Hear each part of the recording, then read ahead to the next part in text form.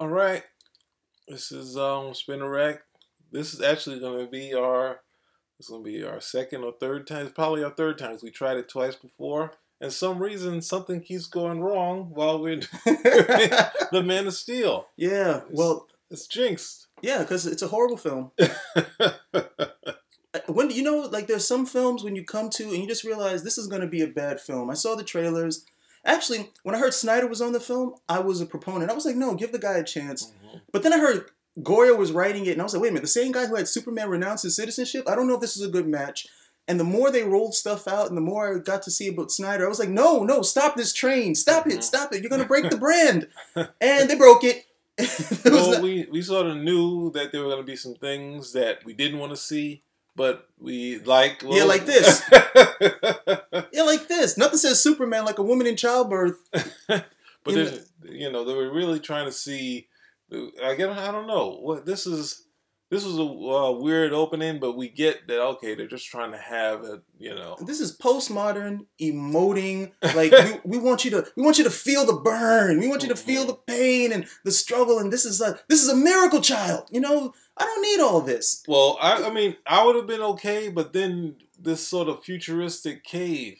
I didn't really understand. It's like, okay, he's giving birth to baby Kal-El, but then the futuristic cave. Because Adam and Eve. It's the first child ever born in the future. But it's like the first child ever born on Krypton without all the other stuff going on. So we have to have all this stuff. It has to be old yet new. It has to be like rustic, at least looking for Krypton, but still so much far advanced than us.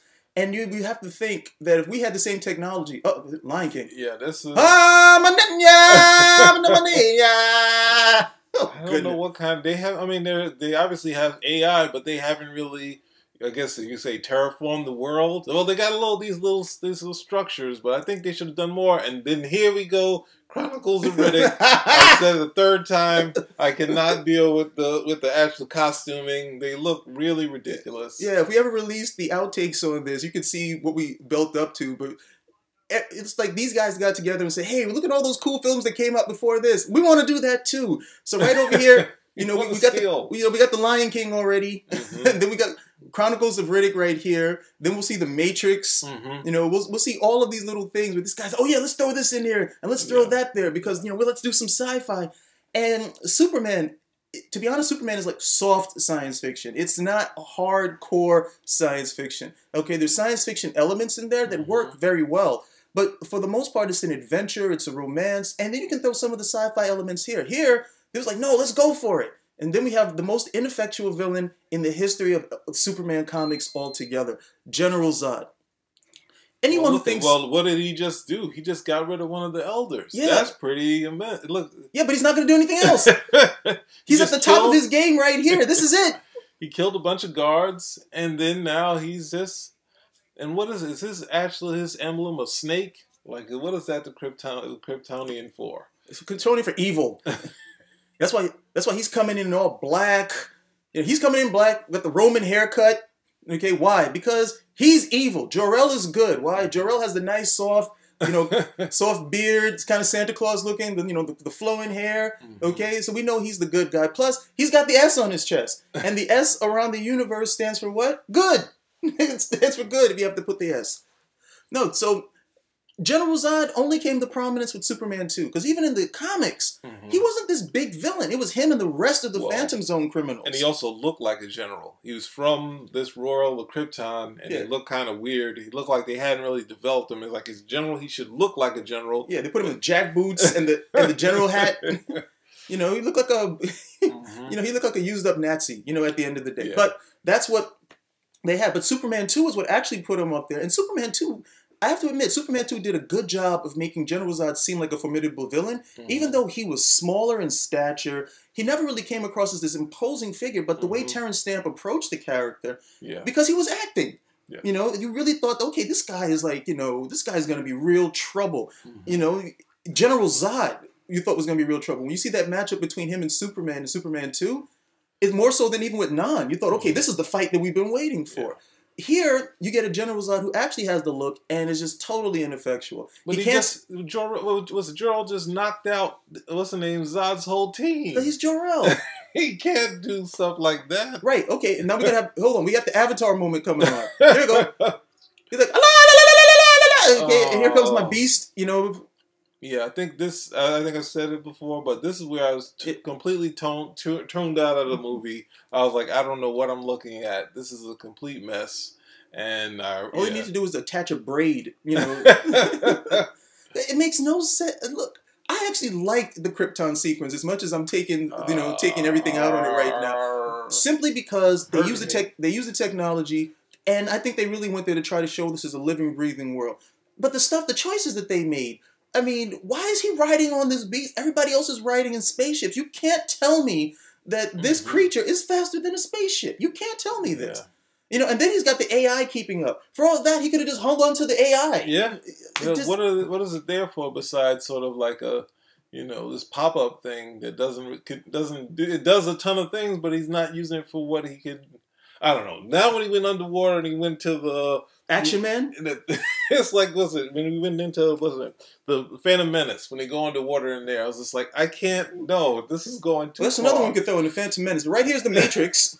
Okay, if this looks familiar, yes, this is the Matrix. Okay, there's a whole bunch of little Duracell batteries being born right there. And they had to show someone taking a baby out. So you think, is that Kal-El being taken out? I don't know why they just took that baby out. Just because it's like, I guess the baby is still being born. Again, but the skull here, I was like, this is supposed to be Krypton's, like, this is the most important thing in their culture. Is this technological skull? That doesn't work for me at all. Well, it's because it's Zack Snyder. We need to show that this is old, but it's still high tech. So all of this stuff needs to be kept in the skull. Why? Because the skull shows old. It's like, no. At the end of the day, again, some of the choices.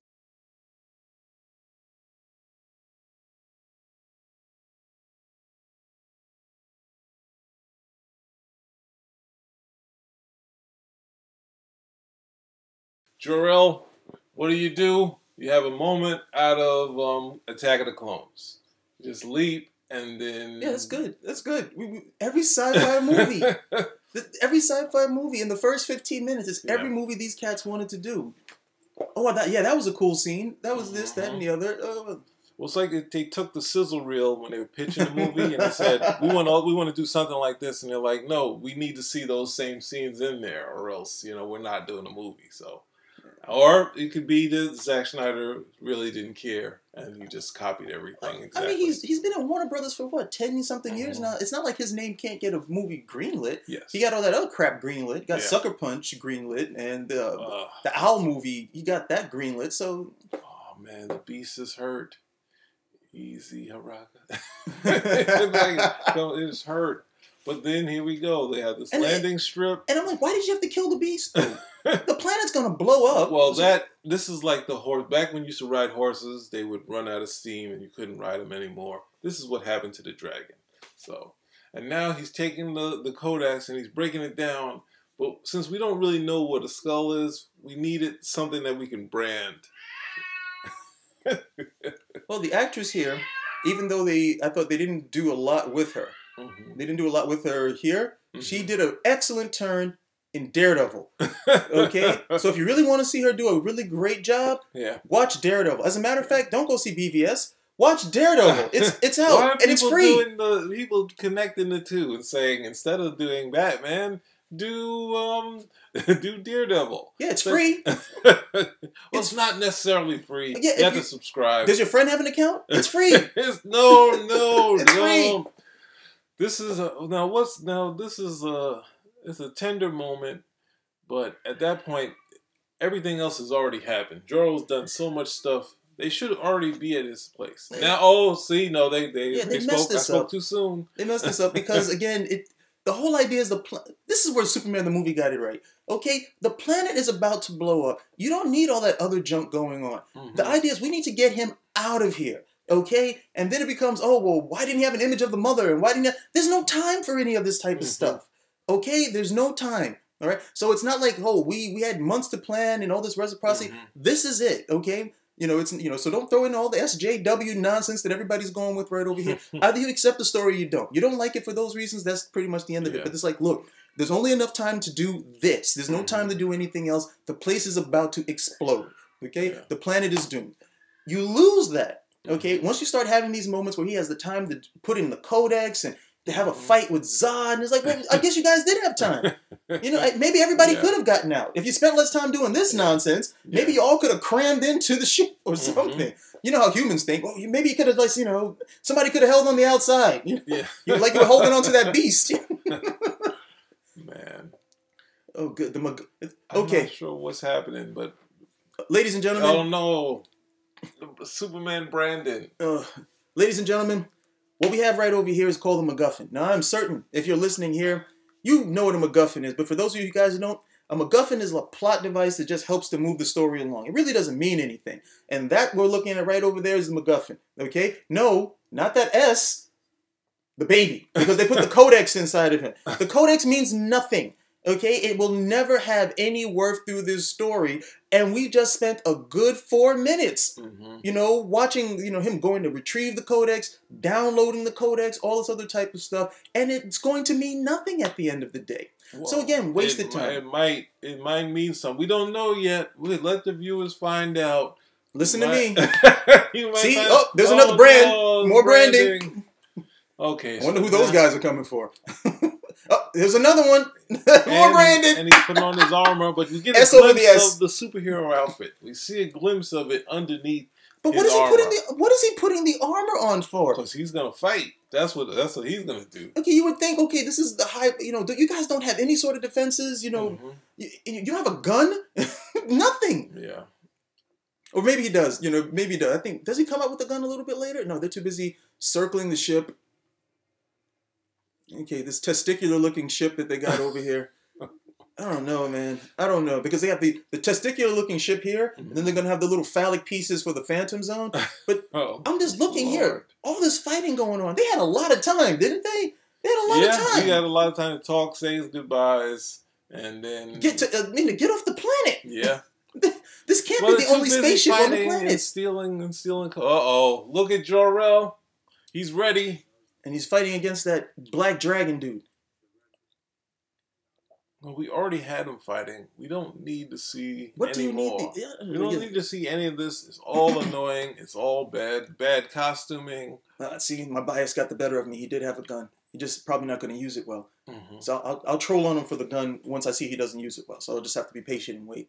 But this is, again, it becomes this big send-up between...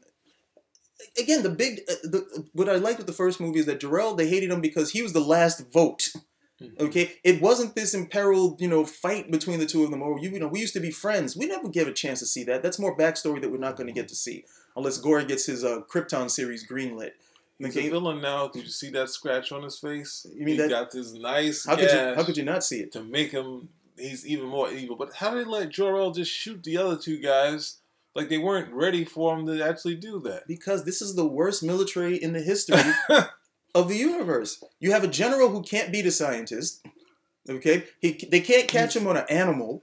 Jor-El's not just a scientist. He's Action Man in this film. He's a little more than that. What is he then? What more is he? You see what he's doing? He's not supposed to do any of this. He beat the whole team. Yes, because he's got plot armor. It's the best armor you can have. If you play Dungeons and Dragons, you know what do you have? Do you have +2 chainmail? He's got +10 plot armor. You can't stop him. But then they didn't even think to let's just stop the baby rather than fight Jor-El. Shoot the baby. Zod is the worst. This was a villain who actually came to prominence again in the story. When if you looked at it, it was because of the acting and because of how everybody regarded him. This guy over here, oh please, he's done nothing. Nothing at this point that I should be worried about him. He couldn't beat Jor-El. Okay? We already know he's not going to be able to do anything else. Did you just see what he just did? Oh yeah, because that's supposed to be some build up for later. You killed my daddy. Even that they never really followed up with the whole thing. They dropped the ball on that. Yeah. Yep. Thanks, Jor-El. He's out of here. Don't worry. We'll be seeing more of him later in the film. Jor-El lives on. Because I don't know. I think he's kind of dead right now. Audience, I think you should go on and see. This death is pretty permanent, so No. I don't think they would do anything like that to bring him back. Jor-El's going to have an apotheosis, and his apotheosis is going to be called artificial intelligence. We will see him again. Don't worry about that. What a waste. What a waste. Again, you got some really good actors over here. You have a guy in you have Zod over here who does look imposing. Mm-hmm. I have to admit, he does look more menacing than Terrence Stamp's character. Mm-hmm. Okay, but just totally ineffectual. Totally ineffectual. They couldn't even shoot Why down are the they ship. waiting so long to shoot it down? They're like, oh, it just left. Because he had to watch Jor-El die. Uh-oh, look at that. What's the name? What is it? What was the movie? Vader is one of that was Darth Vader. That's one of the TIE fighter guys over there. You got to tune in the radio. Yep. One of those guys. Oh well, who are these guys? I don't know what. Oh, they're the real police. Yep. I don't know. And now Zod hangs his head because his little attempted coup is over. Yeah. Because you were stupid. You should have went and got the Codex first. Okay? I don't know why you wasted your time with these other people. You should have went and got the Codex first. Then it wouldn't have mattered. You had the Codex. You could have done whatever you wanted. Not that you guys weren't going to die anyway. So now this is a throwback to the original movie. Where, well, it was it. Yeah, in the first movie, we see them go into the Phantom Zone. So we have a redo of that. We have our hokey, what's the name? Chronicles of Riddick, our elders. And we have the villains sort of looking cool in this scene. It sort of works. So we're like, oh, this is gonna be okay. Yeah, you have that big hulking guy over there who we never learned anything about. You know, but that could be. Well, I forget the other character that was in Superman 2. But that could Nan? be him. Yeah, Nan. He's credited here, I think, as Namek or something of that nature. But again, wasted. Yeah. He never fights. We never really see him like go toe to toe with Superman, which of course would be something you would look up for. Even in the Rambo movies, you know, they would do that. Who's the biggest, toughest guy? You look forward to that fight, that mano-a-mano fight between him and Rambo. Did we get that here? No. Now this part, this is a little. If they're gonna freeze him, right? What's going on here? This is really a lot of stuff. A lot of wasted money. Yeah. This is almost like if you watch those. Because they're going to freeze them to put them on a ship, to put them in the Phantom Zone. It's all a waste of money. You know, they could have done this. But they could have the whole. No. They could have cut the whole beginning and just had shipping the baby off, end this scene, and you saved like a whole. Snyder broke into his wife's chest and said, "Hey, I found these little things in here. These look like, you know, I'm not sure what this is." What are you trying to say? You are going too far. I don't think Zack Snyder was going that. He said they wasted another $10 million on these flying black dildos. We didn't need to see this. Okay, he found this thing in his wife's. He was like, "Hey, what's this? This looks cool." This is what also bugged me when you're in this scene. It's like they gave him a ship in the Phantom Zone, so if he gets out, he still has a ship he can use. Put him in ice and put him in that thing. It's like, no, if something happens, you have to escape. We don't want you to die in space. You need a ship when you go to jail. You know, like how prisoners, when they go to jail, they get like cars. And no, they don't get anything. So it's like they should have nothing in this Phantom Zone. But it makes no sense. Yeah. The whole idea of the Phantom Zone is that the Phantom Zone, you can just put them in there. Mm-hmm. You don't need to put them in a ship. Yeah. And if you do put them on the ship, you don't need to put them in this encasing. It's like a prison inside of a prison. It's an overkill. Okay? And then the other thing I didn't understand is you put them on the ship. Mm-hmm. How do they get out of the casing? Yeah. And then this is a jump start to the world, you know, the losing Krypton. Like they just sent off what's the name, Zod. Yeah, they could have just left them on the planet. Now the planet is blowing up. And then this scene really bugged me. You know, like saying, I am okay with seeing them on Earth and then cutting to the planet exploding. I do not want to see this scene. This really was like... The dumb thing about it is that in Superman the movie, they don't believe Jor-El. Mm-hmm. Here, they say, yes, we know it's going to blow up. So why are you sending these guys to the Phantom Zone? You know, it just doesn't make any sense at the end of the day. Yeah, that bugged me. But again, we had to do it, right? Everybody wants to do their version of Krypton. Everybody wants to show, hey, look how cool my explosion is. Isn't that so much better than Superman the movie? Yeah. Oh, yeah. You know, look at the tech we've got over here. Mm-hmm. And yeah, the technology is great and the visuals are good, but it's a wasted portion of the whole story. And a lot of wasted money. Yep. That could have just been, you cut out $50 million that open, just have the ship going and the planet exploding. All that's going back into profit and saying we made so much money. Yeah. But hey, you got to show your dildos and your testicles. So, you know, like, hey, look at the trip. The trip, it looked like 2 seconds. It was. It's like it. And he did nothing.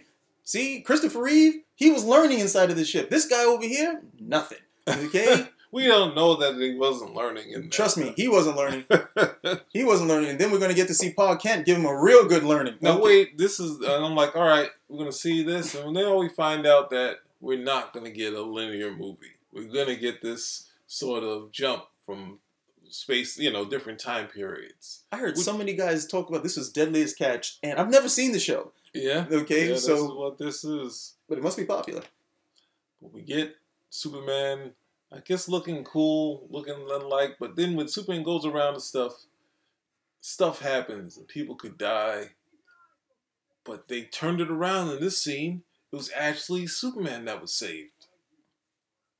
See, at first I thought it was a classic Clark Kent moment where he was doing something that made him look a little clumsy, but he was trying to save the other person and being clumsy. So, a thing to use his powers. Here, he just doesn't know what the hell he's doing. He's, okay. And he's 33. He's 33 at this point, so he's just aimless when you think about it. Now, wait a second. Now, they're supposed to be catching crabs or shrimps and stuff, and they're going out to save a rig, an oil rig? Like this? I have no idea. Okay, but we saw that nice cut where they're in trouble and, hey, he's gone. He's gone. And this is going to undercut a lot of what happens or what we see happen in the film. Because here, he has no regard for his secret whatsoever. Okay? We got him shirtless. That was for the ladies. And the ladies loved it. Like, oh my goodness. Look at this hairy-chested man. I want to braid the hair. Ladies were, they loved Henry Cavill right over here. But he's too, look. This was a good Superman moment for me. Okay, he was not concerned about anything else but helping these people. Yeah, that's where you get the character. It's okay scene. It's not bad. It just seemed like they just ran into a rig that just exploded for no good reason. Yeah. You juxtapose this with him being on the ship where he's like, oh, I don't even know how to pick up a rope. I got these guys out. I got them to safety. Okay. Then, of course, but then they do this stuff over here where it's like, okay, I can't hold this up. All right. Yeah. And I don't know. He's going to have, at this scene, he should be using his flight instead of using. Well, he can't fly. Why can't he fly? He doesn't learn to fly until later. Oh, because, because his daddy, his Kryptonian daddy is going to come and tell him, hey, you can fly, right? I stand corrected. I spoke too soon. No, it's a good point. Why can't he fly? He doesn't know how to fly. And then his Kryptonian daddy is going to come over and tell him, hey, you can fly, right? He's like, oh, really? And this is like, I don't know. Like, why was he I'm just cooling out right now.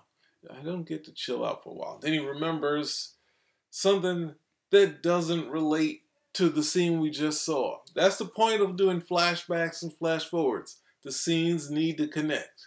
Is this one going to connect? Well, I thought there was that line that Martha gives him about, listen for my voice, across the ocean. But that didn't connect for me because... That didn't connect for me because of this scene with the overkill. I've seen X-ray vision used, different ways. In Smallville, it was that, okay, the X-ray vision allows him to see through the walls and he can see into the girls' locker room. And he's like, oh, this is great. X-ray vision is... But of course, they had to go with, no, this is traumatizing. Okay, he can see through skin and he can see people's hearts beating. And he's getting all this sensory overload. Having powers is terrible. It's horrible. So he's not Superman. He's an X-Men. That's where it is right over here. There we go. Okay, he's protecting this world that hates and fears him. So he's going to go lock himself in here. Then the next scene is horrible. The teacher's trying to get him out of the closet. Every single student is then there with them. I was like, well, what happened? Why does everybody have to go over here and, pretty much embarrass the kid even worse? But why? And then he has some understanding of his powers. He can use the heat vision to heat up just the doorknob. I don't know. He already learned how to use his heat vision, but he can't use his X-ray vision. No, the thing is, he could use X-ray vision to the point he just sees through everything. Okay? And they decided to make this power something that was going to be traumatizing for him so they could have this tender moment between him and his mom. Dumb ass they had stuff. To have her do something because saying she's a mother. Because you can have the tender moments. You can have the tender moments without piling on the pathos and the emo nonsense at this point. Being Superman, it's almost like, look, to a extent with Spider-Man. What Spider-Man, one big thing about being Spider-Man, every once in a while he can go cut loose, just spin some webs, swing around the city, and it's cool. Having the powers is cool. He can just kick back that way. Okay? Being Spider-Man itself is not necessarily this great blessing, but he does have those moments where we realize, yeah, it is kind of cool when he gets those moments. Fine. Superman, come on. Yeah. You know, in the first movie we saw, look, the biggest thing that he had going for him is that he can cut loose. He can run. He can do all these things. Here, in order to show some connection with him and his mom, you got to make it so, oh no, these powers are a burden. These powers are a drag. It's horrible. Now, why were the whales there when it was just a big rig explosion? The whales are just like, I'm just gonna... Because Aquaman sent them. Aquaman sent them to make certain that he was okay. Oh, okay. I'm not gonna do this with you anymore. No, I got my part coming up over here. This was whack. He has no clothes. He just was in the river. It's ridiculous, man. On. Why don't have any money? Look how big this dude is, and you're telling me these clothes fit? Yeah. Okay. Really? Look at that shirt. Look at that shirt. That shirt's going to fit him. The shirts are wet, so they. If it's wet, that means it's not going to get bigger after it dries. Come on. I think they planned it. He's a thief. Stop thief. He needs Stop clothes. Thief. Stop he needs clothes. Thief. No. It's the clothes. principle of the matter, and he's unprincipled. Come on, the guy. He needs clothes. It was a fat guy that he took everybody. It was a fat guy's it's clothes. malarkey. And he's and rich. then right there, there's a money. church. There's a church right there. The church would have given him clothes. The fat guy has money. He needed clothes. No, it's presumptuous that he can just steal from these people. Don't listen to him. It's gotta. It's Superman. It's presumptuous. Everybody. Presumptuous. Look, you need clothes. You ask. You ask. Mm-hmm. Why? No. All you have to do is go to the people. You're saying that the people are that bad? They're gonna put him in jail. I can't explain it, but I had a really rough trip. I just need some clothes, please. They would have helped him. But no, Superman has to steal because he has to take what he needs right over here. We just saw the road. How did they get to this bridge that quickly? We saw the stretch of road. It's a flashback. Just cut. No, we saw the. Oh, that's right. That's right. Yeah. There's a whole thing of. We saw the stop sign just for effect, right? That's pretty good. I gotta give it to him. Look at that. That thing went down so quick. Lord. Now, what was the dumb thing on this one? Okay, he didn't need to save them. They could have all escaped the same way he did. He just went out the back door. Everyone's there like, oh, God, what are we going to do? Oh, no, we're going to drown. No, just go out the back door. That's what he did. He could also, then this could happen. When I was looking at this, I was like, he could save them without them knowing who he is. Of course. But they wanted that scene where people, secret identities, they don't know how to do those any longer. Mm-hmm. Okay, that's a crucial part of the whole superhero thing. And they don't know how to do it anymore, and they have no desire to do it any longer. Mm-hmm. They don't believe it because there are too many adults behind this, and the secret identity thing was really for the kid. Like, okay, this is the secret world that nobody else knows about, including my parents. Here, secret identity is dumb. How is he going to hide and get back and stuff? And people pull this type of stuff on people all the time. Mm-hmm. It's called Ashley Madison. So they do this part right here. It's like they're saved. No, what is he going back in the water for? Because he's got one more guy. But the guy was drowned with everybody else. He must have slipped out. Oh, the bully. Yeah. The bullies always slip out so we can have this moment. Yeah, that tender moment. But it's a good moment. Look, as much as I can really give this one the gears. Agree with you. But he did. No, that's what he's supposed to do. He saved the people. Mm-hmm. He's not concerned about his identity or anything of that nature. That's Superman. Where did they screw it up? He didn't have to do it. He could have just got everybody out the back. Hey, everybody, follow me out the back. Yeah. And it wasn't necessary. Then you have people come over here and they're like, hey, what Clark did was a miracle. He's like a savior from God. And Jonathan's like, no, I don't want to hear that. no. Yeah, God talk. Oh, my son's in trouble. So he's out there cooling out in the back, and now he's going to get the worst advice that any parent could ever give someone with that much ability. You don't want him going over and taking over the world, so you got to kind of talk him out of using the powers in general. Well, it's like you have the hair. He's like a king type character. Right now he's a prince, and you're trying to educate the prince to be a good king. Or you have a kid who's going to inherit like a lot of money, more money than anybody else has ever had in the planet. What do you tell them? If this kid is like, okay, I used the money to do this with it. And he was like, well, if I didn't use that money, people were going to die. He's like, but no, you can't tell anybody that you're wealthy. So what was I supposed to do? Let him die? Maybe. No. That's what he just said. Maybe. No. maybe you just let him die. No, you tell no, you have to do the right stuff, but I need you to be more careful about it. What you're doing is right. Helping people is right. Okay, you're not going to watch anybody die, but they allowed Jonathan Kent to become the worst, cynical version of a poor father. Okay, not a bad father, but a poor father. This is someone who loves their kids to the point, okay, that they won't allow the child to grow. This kid wants to help people. He's gonna do it. He's gonna do it if that's what's inside of him. You have to help him to be better at it. If he sees what's name his son Clark becomes later, he'd probably be really upset because if you see him in a costume and he'd be like, "Son, stop saving them people and let them die." So this part here was, I guess, the one scene that was okay. You know, he shows them the ship. How do you get it there? And they have a tender moment where, of course, come on, they put him in the back of the pickup truck, even though no one saw. What pickup truck could carry that? Maybe he dragged. You asked a lot of questions. Yeah, keep trying. Keep trying. He has a semi. He used to have a semi, right? And then how did he get to the Codex? How did he find, and he already had some people study the Codex. Nobody knows what it is, but it has an S on it. That I couldn't deal with. But he had a pickup truck. No, he had a semi, which he put on there. He got a team of people to help him, and he paid them off, and that's how he was able to do that. So people know the secret. No. So since people know the secret, everything that aliens. So since people know the secret, everything that he's telling his son is bullshit. And look, that's the biggest problem I have with it because they're trying to make it this pseudo-realism. Okay, this is how real people would act. Real people don't always act like this. Yeah. People are people. People will act differently. Okay, and the bigger problem is that if you want to make him this cynical version of what a parent is supposed to be, then you get this Superman who's directionless and has been doing nothing. You know, for all that portion of his life. Does he love his son? Yeah. We get the tender moments. See, that was a nice moment. Yeah, we get the tender moments, but it's so flaccid in the face of what all the other stuff that he's talking about. It's just totally limp. And most of the time, you don't really always think and say, you have another father. It's like as if at this point in his life, he doesn't know where his son came from. It's like you have another father. It's like because we're going to foreshadow that you actually do have a father. Yeah, wherever you came from, they really like this symbol. Is this an S or is it two fish swimming around?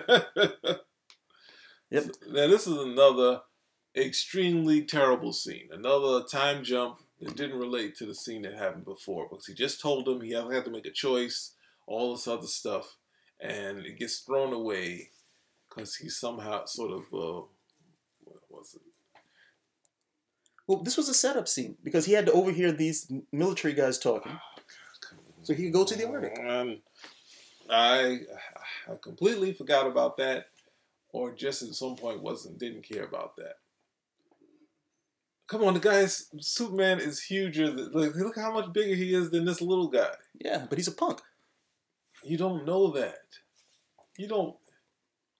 We know it. Look, he's a punk. He's got his head down. The guy just gave him a free beer.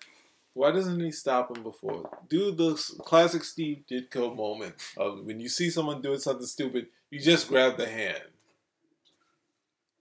Because then we can't emote with Superman. Look, he's just like us. He's being picked on and, guys putting him down and, look at this. The guy couldn't even move Clark. He couldn't move him. The sorry thing about this sequence is that this actually affected him. That's the problem I had with it. He went over and does the right thing. Hey, leave the girl alone. Okay, fine. This guy decides to be a jerk. He's going to push him. None of this stuff hurts him. Yeah. None of it. And then we come out over here and get to see that, okay, Superman should be able to walk away from all this type of stuff. That's what any average person would be able to do. This guy destroys. But you got to see that he can use the powers. But there's something that you pointed out when we were talking, which is these are sort of throwbacks to the earlier films. Yeah. So like in the bus scene, there's a bus scene in the first movie. Then you had the end of what's the name? There's some trucker that Superman 2, which is the worst scene ever done in Superman history. I love that scene. That scene worked. That scene was so much fun. I cannot stand that scene was so self-indulgent. That scene was so self-indulgent for Superman. But I hated both scenes. Him but in the audience, it was. I loved it, especially that part where he was like, "Oh, I've been working out." And what I loved about it, lift ups. He never laid a hand on the guy. That's what the guy punched him. Okay, hurt his hand. He just put him on the tray and sent them flying, and that was the end of it. He paid for the damages. He also said, "This order is to go." He didn't just not do anything. That was excellent. It was totally no. Is that a Superman moment? No, Superman should be bigger than that. But man, I love that. That was so funny. That was just really funny. Better than this nonsense. Now who's here? We have our Lois. Lois Lane. Our Lois is on this thing. Everything's coming together. And this Lois is different. Okay, this Lois is different because this Lois says dick. This Lois drinks liquor with no ice in it and just chugs it down. You know, they really, those type of stuff for me is like over the top. The show, you know, Margot Kidder I thought was a very more than competent Lois Lane. Okay, especially in that sequence where she's getting ready to fight the guy with a gun drawn to her, and she never had to do any of that other type of stuff. Here it's like this. Okay. We want to show that she's tough. You know, she's not afraid to throw this word around or that word around. You know, if you want to show she's tough, you know, show her doing something tough. You know, and that for me never really happened in the film. I don't know, and I love Amy Adams, that ginger hair, man. Well, this is where Chris Maloney comes in from Law and Order SVU. He comes in, I'm like, I'm back in the movie. We're not plugging any shows, okay? But he's one of my favorite actors. So I'm like, maybe I could last a little bit longer in this film. They got him in there, and he has some okay scenes. There's some weird scenes. He has one of the best scenes. He has one of the best scenes in the film. Probably the most heroic scene in the film.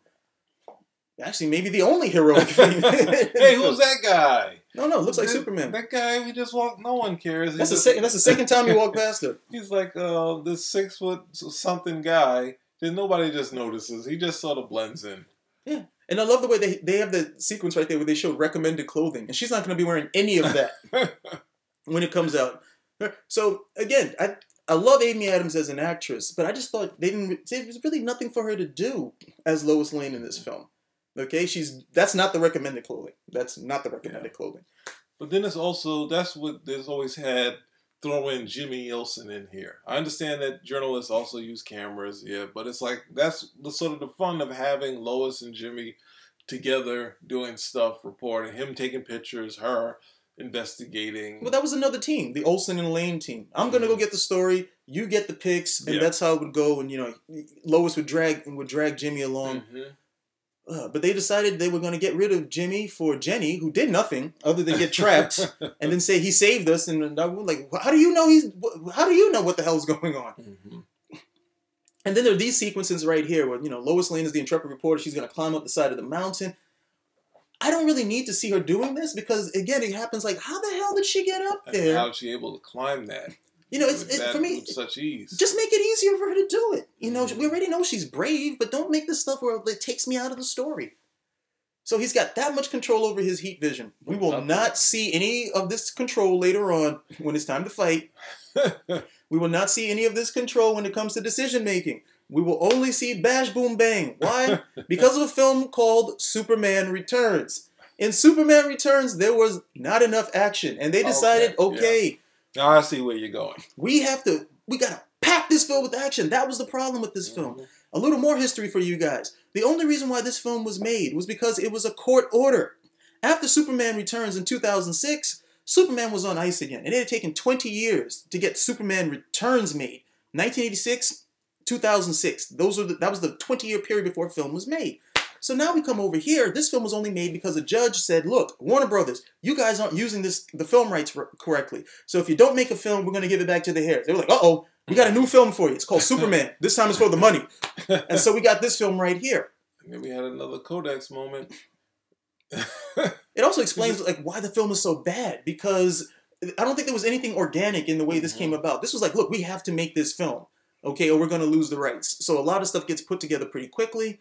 Another thing, maybe some people might know or not, but Henry Cavill actually tried out for Superman Returns. He was one of the actors. Did? Yeah, he was in that pool of actors, so he tried out again.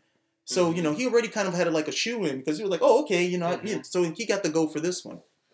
Yeah, there's who was it? One other guy, Joe Manganiello. Yeah. He was also one of my first picks, but Henry Cavill is pretty good at it. I don't know. I mean, the bad writing, Manganiello doesn't have the right. I don't know. He doesn't have the. Just doesn't have like the right look. I think Henry Cavill, you get the right shots on him, and you get rid of that stupid twattish beard off of him. He really goes. But you get the hair right. But they wanted to do so much of like, no, this Superman is just starting out, so he's gonna have fluffier hair and he's gonna have a beard. But he doesn't look like him. That's the big thing. I would have died. No, I could never dye that hair. Oh, wait a second. Oh, Ginger Fox.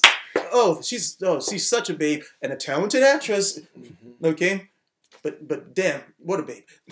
Well, now we had the AI. The whole AI attack was annoying that we saw a little while back here, and then I don't know what this is. This was just really. You notice there's one. This one is open. Okay, and that was supposed to be a big thing because there was this prequel comic that said that Kara Zor-El, his cousin, was on this ship. Oh, yeah? Yeah, so that was alluding to the fact that since one pod was open, maybe there was still someone else on the planet alive. Mm-hmm. So we were looking, so I was like, okay, let's see how they do this, but they never really followed up with it, and I doubt they will. Now, Lois Lane should be dead.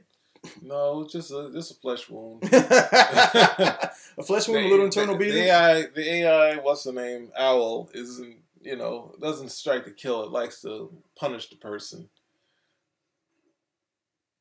Once again, he has no concern for his identity. Mm-hmm. No concern for his identity. He's going to look her right in the face. But he knows that he's a hot guy. I'm hot.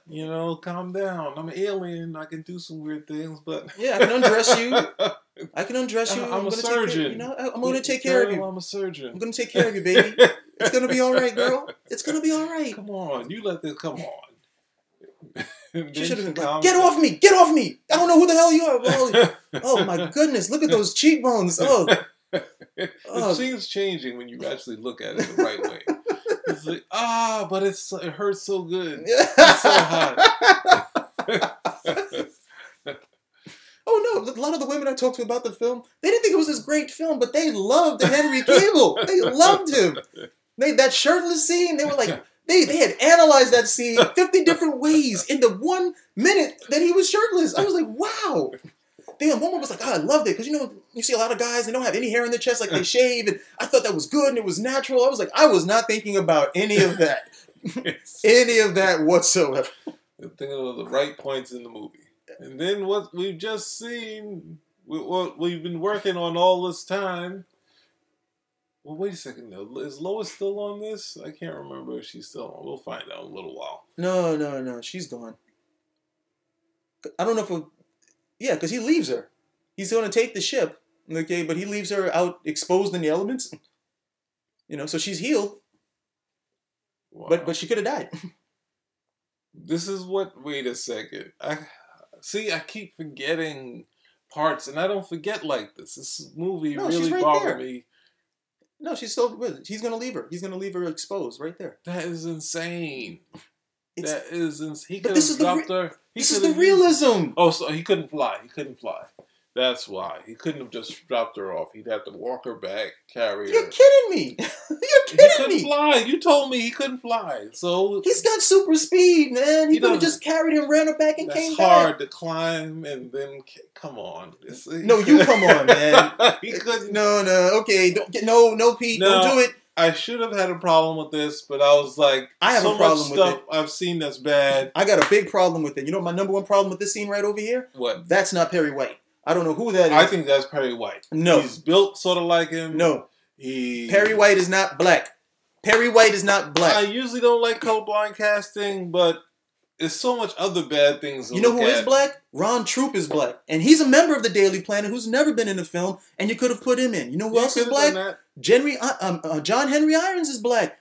Okay? Yeah. You could have put him in the film. He didn't have to be in the Daily Planet. He could have been like a scientist helping Clark out, and he becomes Steel later. Instead, they're like, no, let's go the easy, cynical route, and let's just swap out a character or something. No. If you took a black character, okay, and you switched them with someone else, I would have been PO'd. Same thing over here. Stop it. Just put in the characters who are already black. It's not like they don't exist. Yeah.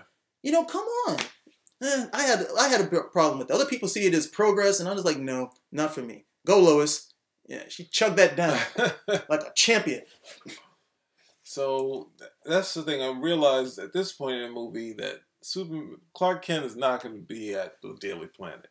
I don't know how they're going to fit this in. He's not even established as I don't even know if he's a citizen at this point. He's just going around doing whatever he wants. He's a waste of space. That's what he is right now. He has been so jacked up in his head by his dad, not giving him proper direction. This dad or his original dad? No, this dad. This dad did the damage internally. Put the codex in him. Okay? And, oh, goodness. See, Jor-El right over here is actually a great tool they could have used because he has all this knowledge. Tool. He's just a tool right now. Yeah. Are you trying to do that double entendre? That's it. That's all I got. I love the pacing they're doing, like circling each other like they don't trust each other. They're about to fight.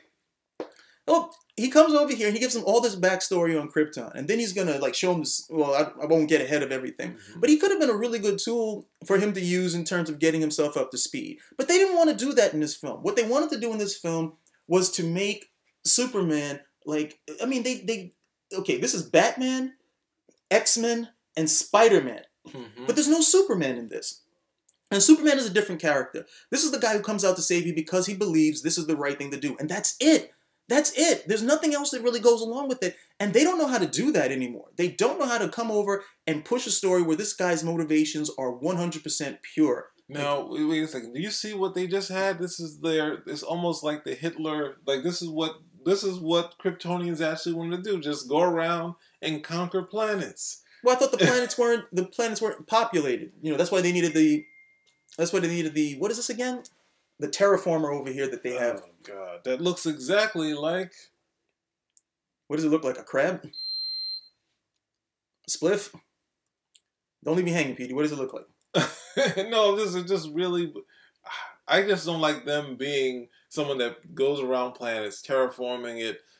Like Earth, at what point? There was some sort of... They came when the Earth had dinosaurs or something like that? Well, in the prequel comic... They were actually blown off course and they crash landed. But it also says in the prequel comic that the ship was capable of self-repair. That's the only reason why he was able to use it.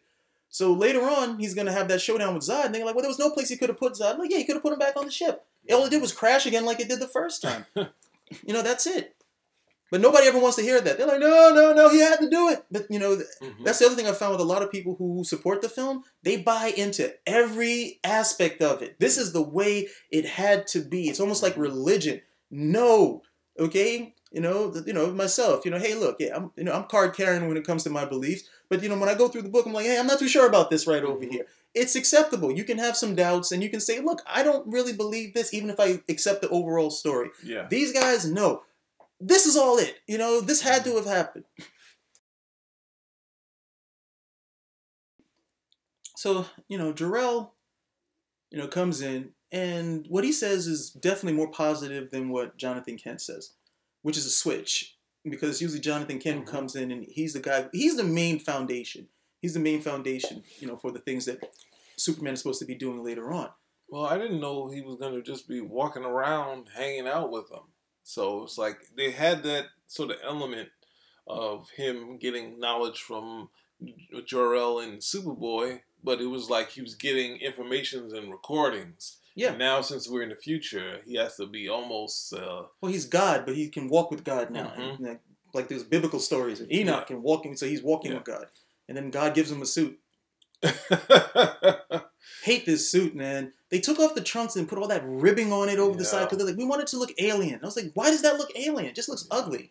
That's number one. And if it looks alien, why can't he have the trunks?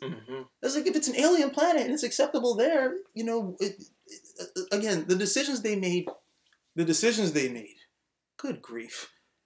For me, the hardest thing about it is that some of the decisions feed on themselves. It's like this Ouroboros type of logic where we can't do this because it'll be silly. So we want to show that this is an alien society that wears capes. But if it's an alien society, they can wear whatever they want.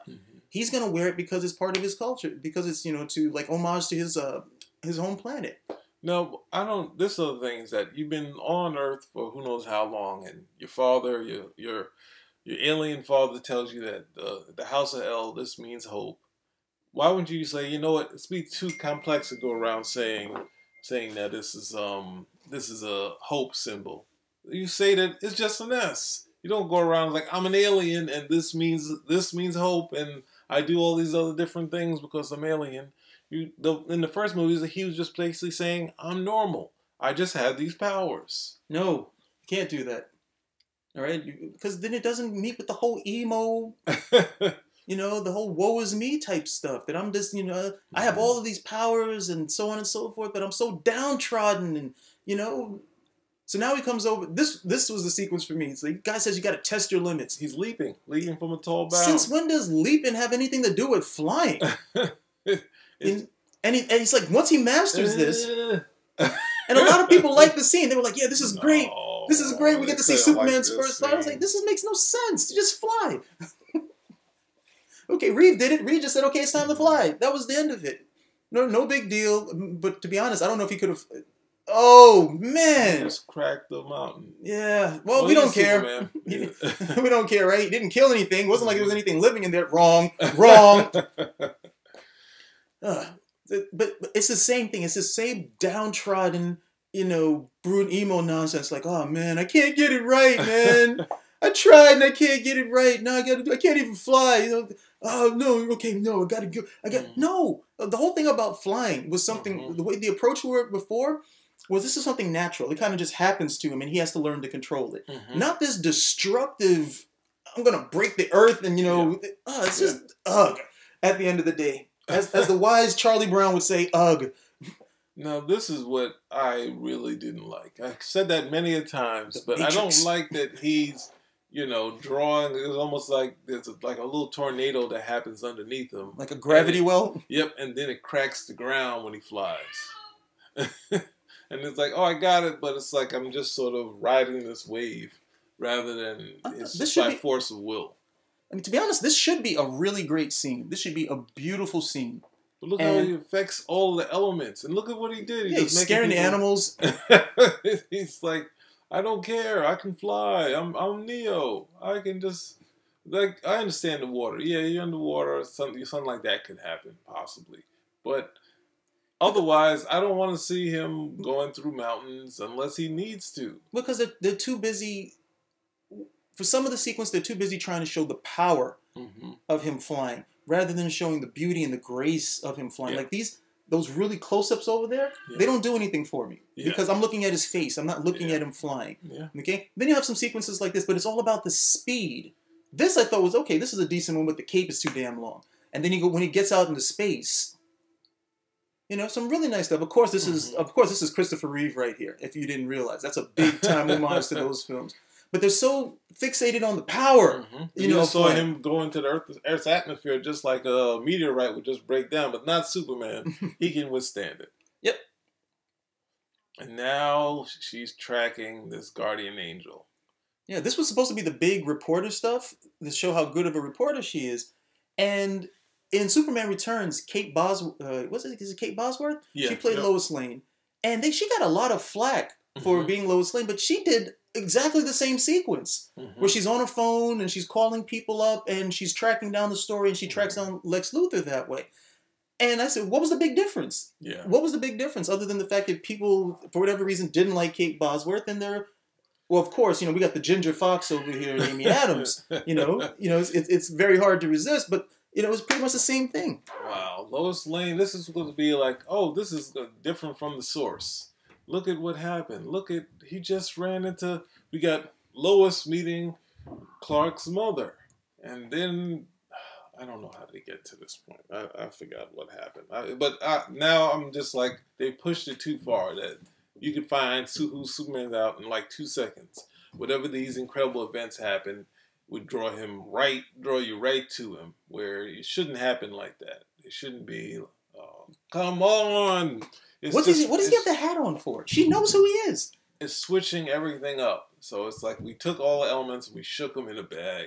And then now we got him with this terrible hat. And the chest hair.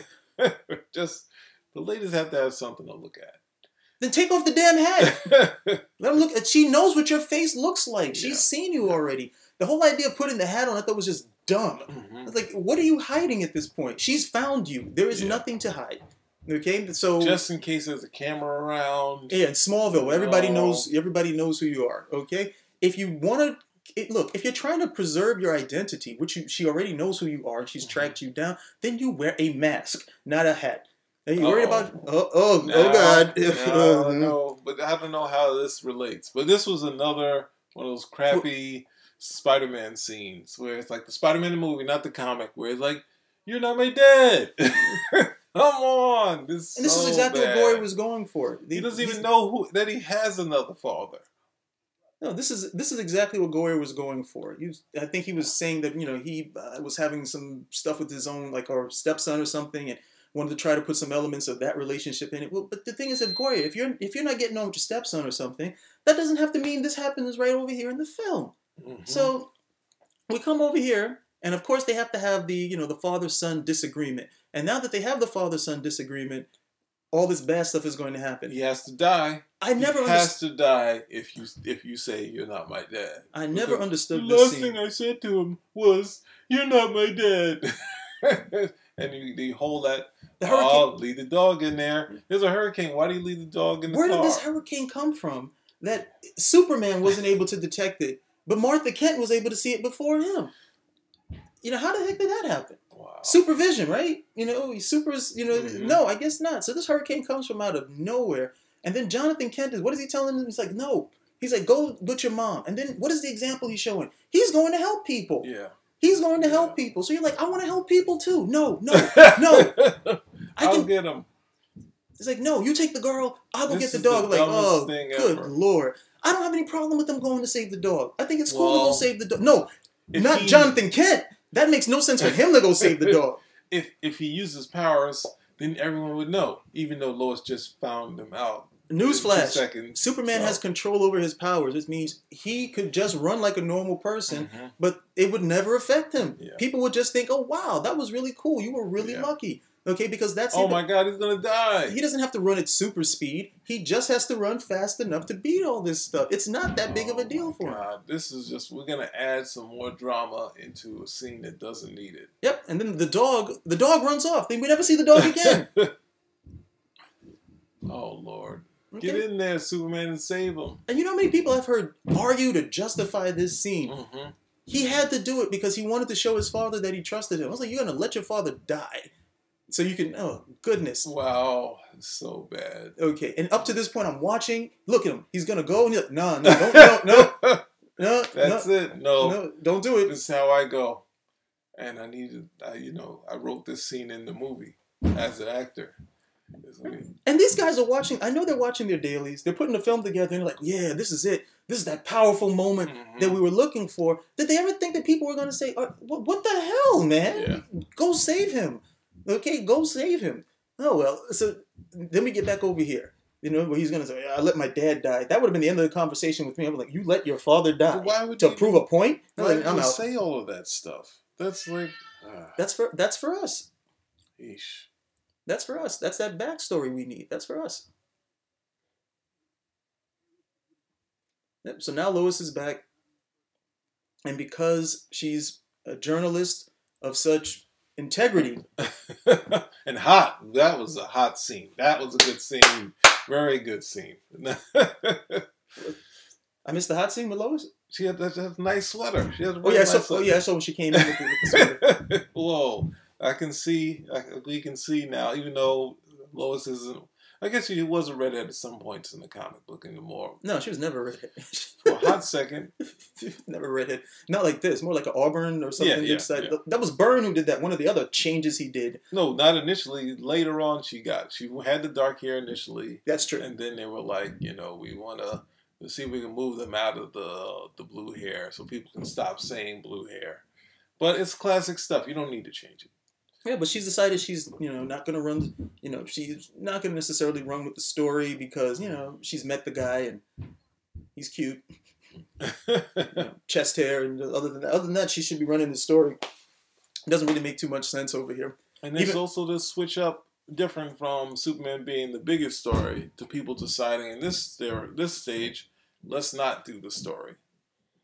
So now, what was this? Was this present day or past day? This is him as a kid putting on the cape and... No, that's later.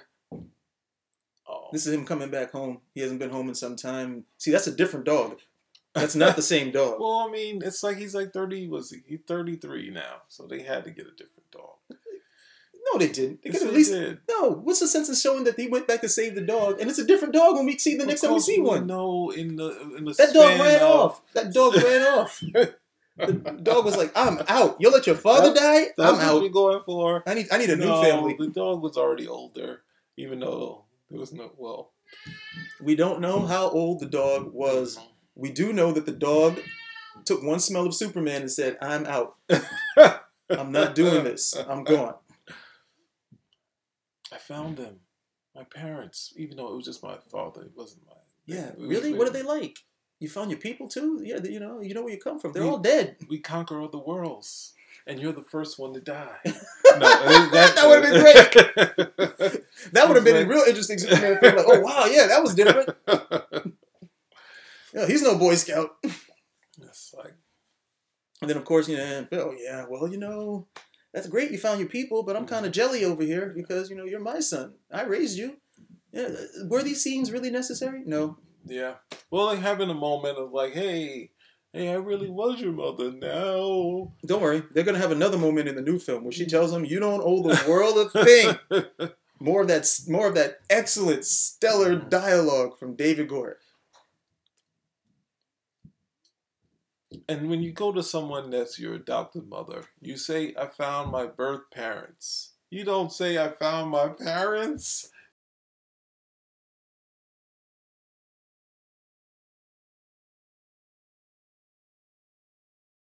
We have this nice tender moment. And Another one. But it also throws back to the Smallville, the hotter parents, whereas they decided they shouldn't be old, sort of like small, tiny Kents. They should be sort of a little bit hotter and younger. And then, I like that. I like that if you're gonna show his development, that's fine. Let them grow older as he's growing older, and then by the time he's Superman or maybe a little bit further, he's they're maybe a little bit more geriatric at that point. Because I would always think, but the thing is, it's not new with Smallville, because if you read the Superboy comics, if you look, they progressively made them younger, because they were like, well, these guys need to be young enough to actually deal with him as he's, growing up. So they had done that back in, I think, like Silver Didn't Age. he always have gray hair, though? They started off that way where they were older, and then Byrne actually put them back with the gray hair. But then if you look at the Superboy comics, I'll show you one when I get a chance before we get out of here. You'll see them. They still have brown hair, and then they get older as he gets older. That was a great period of time. Superboy, he's out there flying, he's helping people. Instead, I get this Superman over here. He's fishing.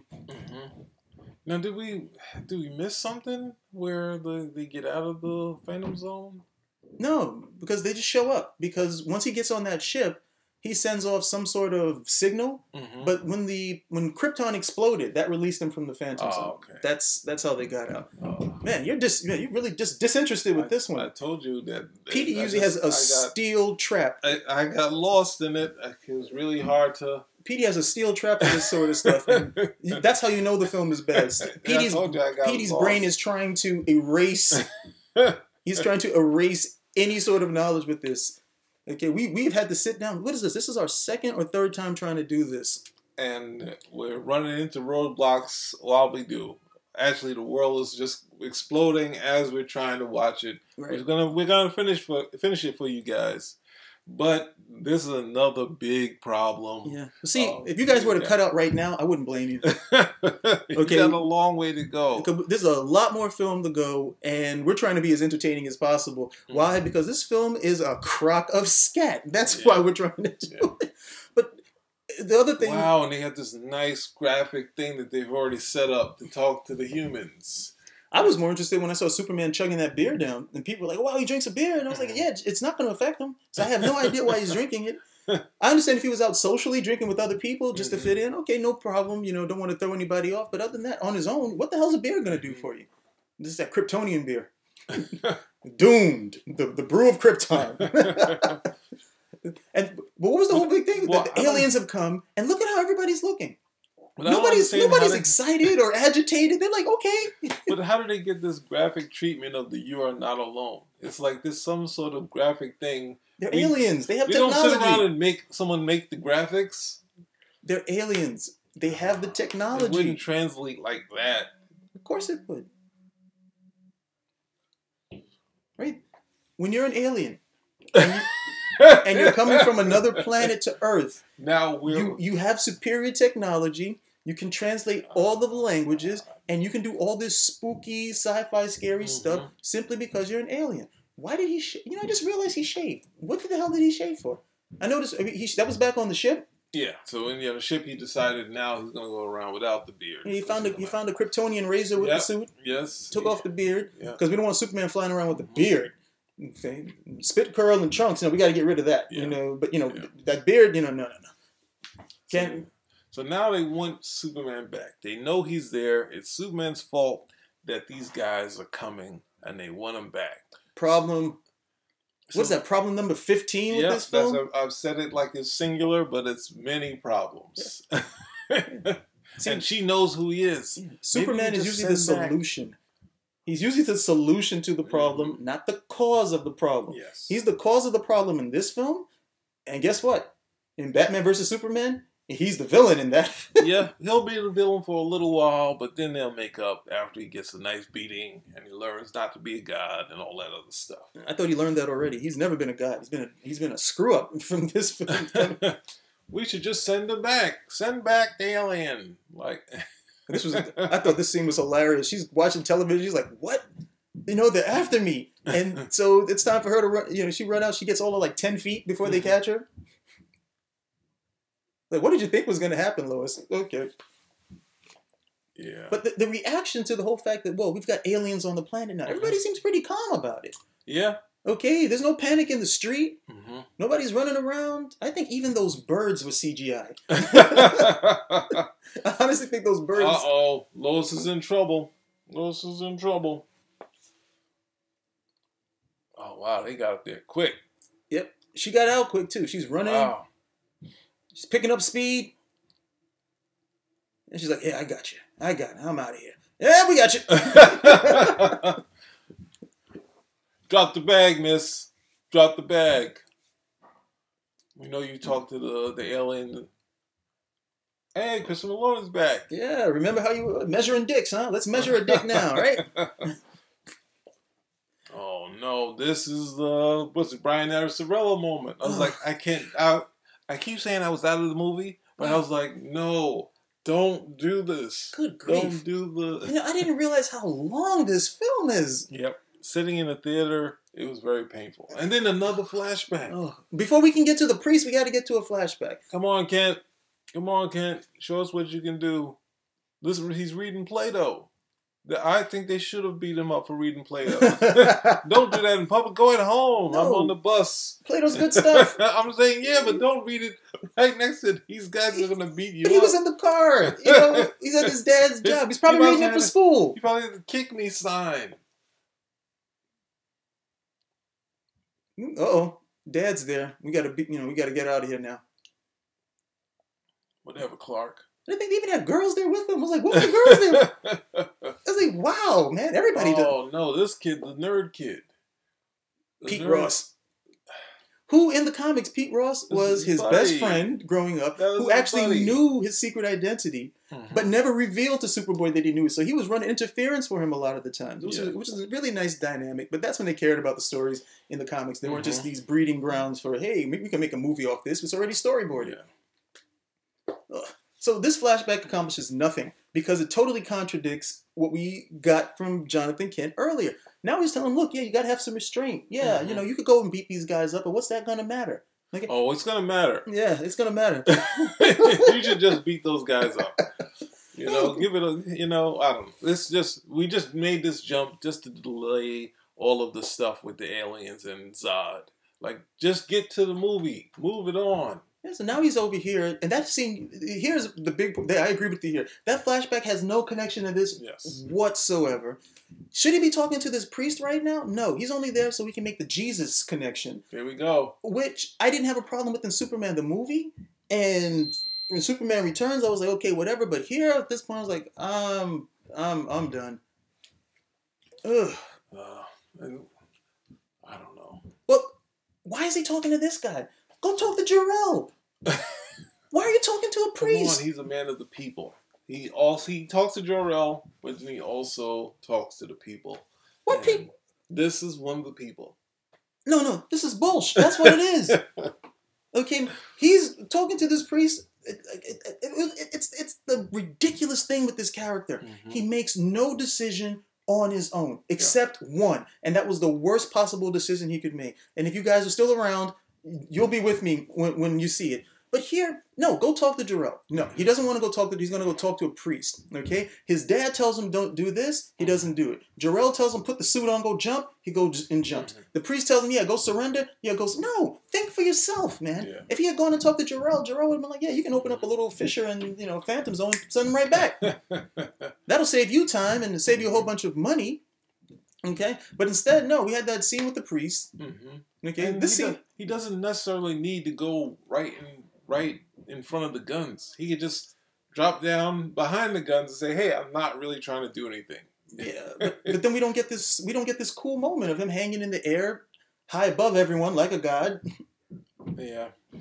And then as he lowers himself to the air, of course, as he lowers himself, if he ever decides to do such, that would be surrender. Instead, we get this pretentious scene of him in handcuffs being walked down here. They're trying to let you know it's not your daddy's Superman. Look at that. You can tell it's not your dad's Superman. The Superman I grew up with wasn't afraid of colors. This guy over here looks like he's been drenched in black. Well, here we go. This is another thing of the actual look of the film.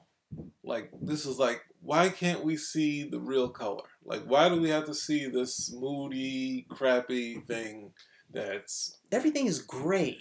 Yeah. There's this gray tone to just about everything. I mean, the brightest color that should be on his uniform should be the yellow. Mm-hmm. And look how dark the yellow is. It looks dingy. Mm-hmm. Like it just like, okay, this is old and refused to be washed or clean. Yeah. I mean, you came back through Earth's atmosphere and it didn't burn up. So I would think, okay, if there's any dirt or anything of that nature, it should be gone. Yeah. No. But it was just this whole idea, we need the spooky. I mean, look, this was, what was this Keanu Reeves film? What's the name? The Planet? No, not Planet. What was the name? The sci-fi one? Yeah, you know the one. It's a remake, but I can't remember. Yeah. But that was the same type of... The Day the Earth... The Day the Earth Stood Still. Yeah, the same type. It was almost like, similar in terms of the lens that they want to use over here. Mm-hmm. I mean, it's so great. His skin color, he looks almost jaundiced in some of the scenes. Yeah. And what was the idea? Because that's what a sci-fi film is supposed to look like. Mm-hmm. Okay, but not a Superman film. Then he comes over, break the chains. Now they're all scared. Oh, man, look at him. Except for the general. he's cool. Well, he's basically the same character he was in The Matrix. So since this is a Superman-type Matrix, we got to have this guy complaining about what you can do. Oh, so he's going to get punked here for his girl in this film? He didn't get punked, but we also have Morpheus is in the movie. Come on, yeah, that's true. We got some things going. If they're all back in the second film, that would be great, because then he could punk him again for his girl. So I got your girl twice.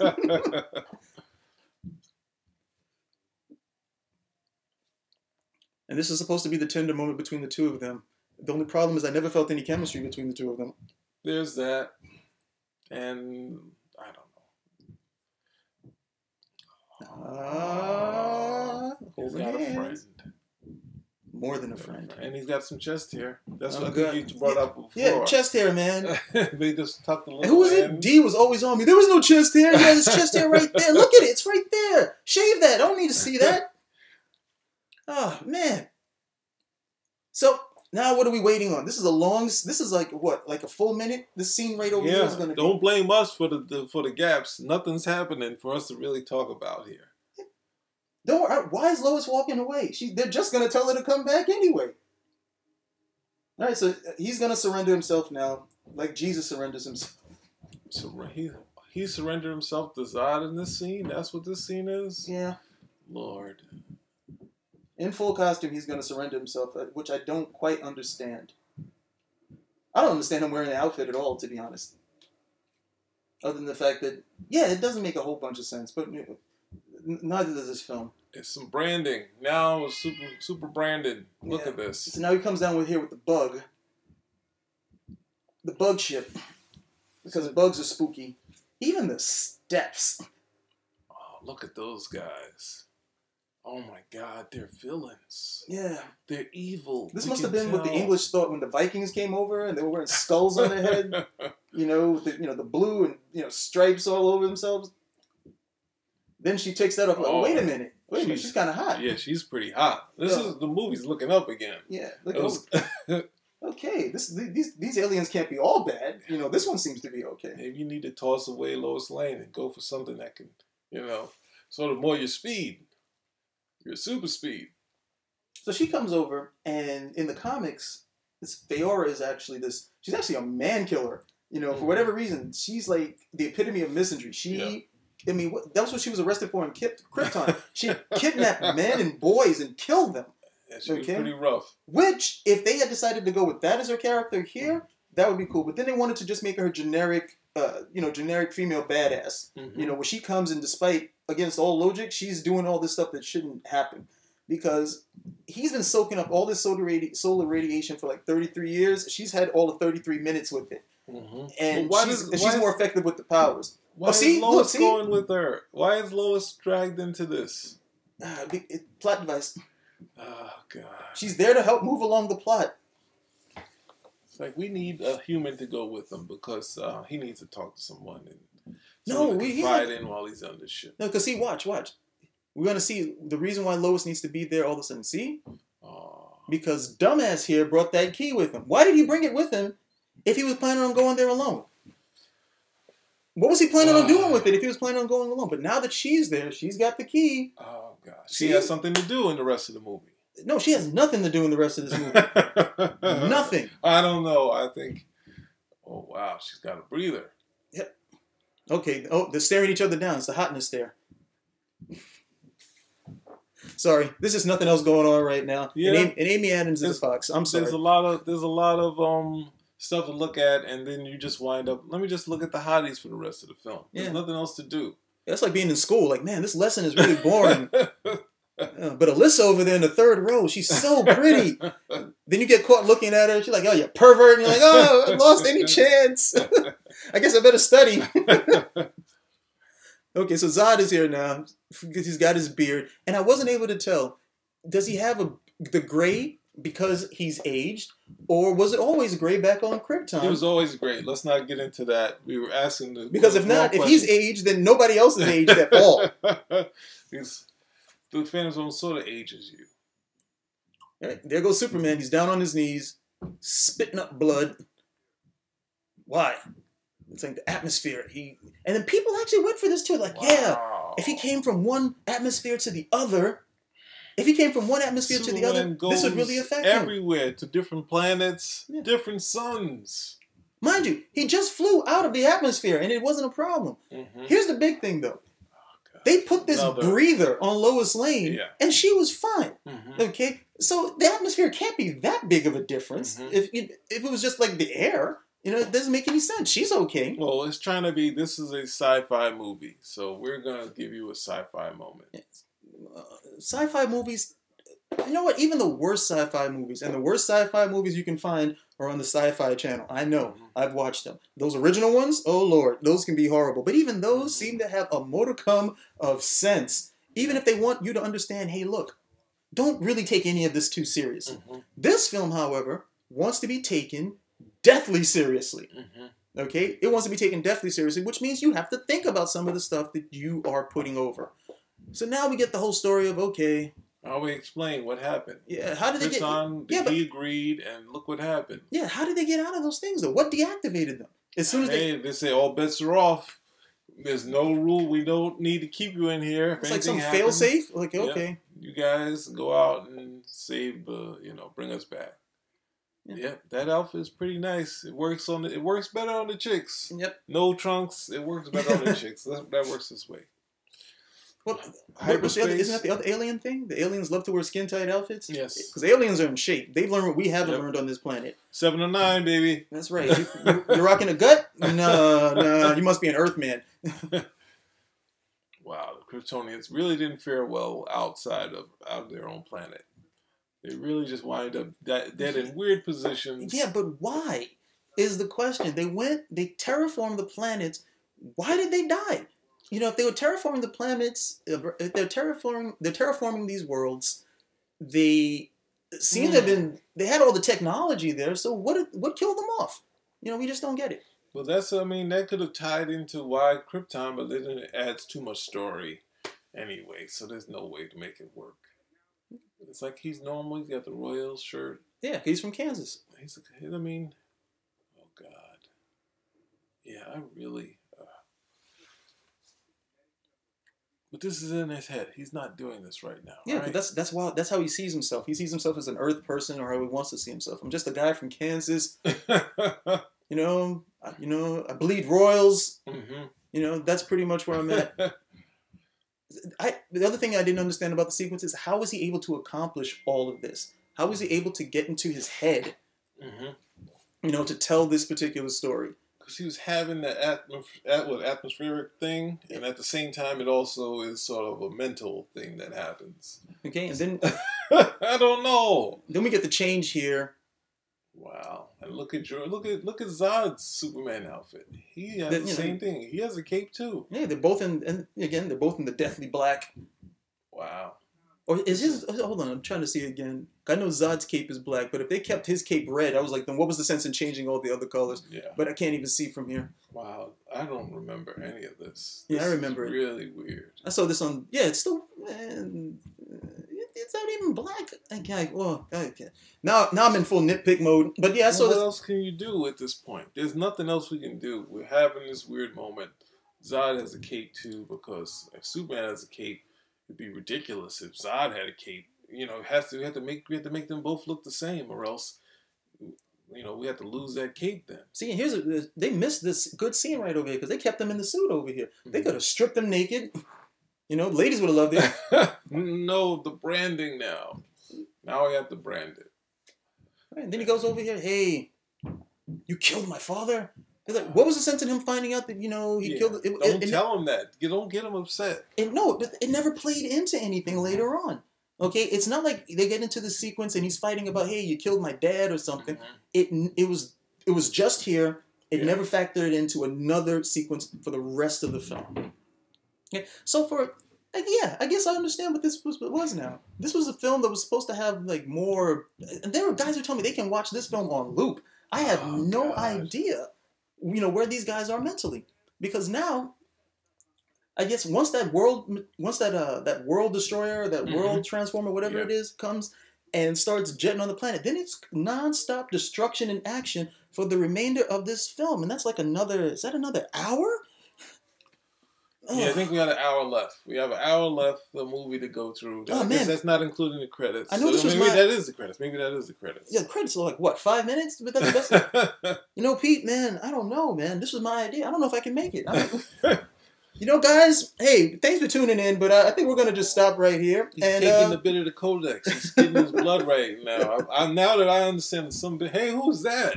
Who is that one? That was a nice one. Okay, we're scraping the barrel, folks. It's like we're scraping the barrel. He's sort of like Zod is like Russell Simmons. He has only female hotties around him because, you know, what was it? Dame Dash said something. I'm really going off the rails. Sorry, guys. What did Dame Dash say? He basically said he doesn't like working with men because men, you know, they get old, this, that, and the other. He'd rather have women around because they don't get like that. And it's like, you know, you just want hot women around. It has nothing to do with guys and girls. I had a boss like that. The entire staff was all these attractive women. And as much as I didn't get on with the boss, I found it very hard to disagree with him. Yeah, when you're the top guy and you're a megalomaniac, you might as well have some hotties around you. Yeah. Well, hey. Okay. Oh. I guess we got to keep talking about the film, but nothing's going on. Nothing's going on. This is plot device again. But if you're gonna pay for Russell Crowe, you might as well get him through the entire movie.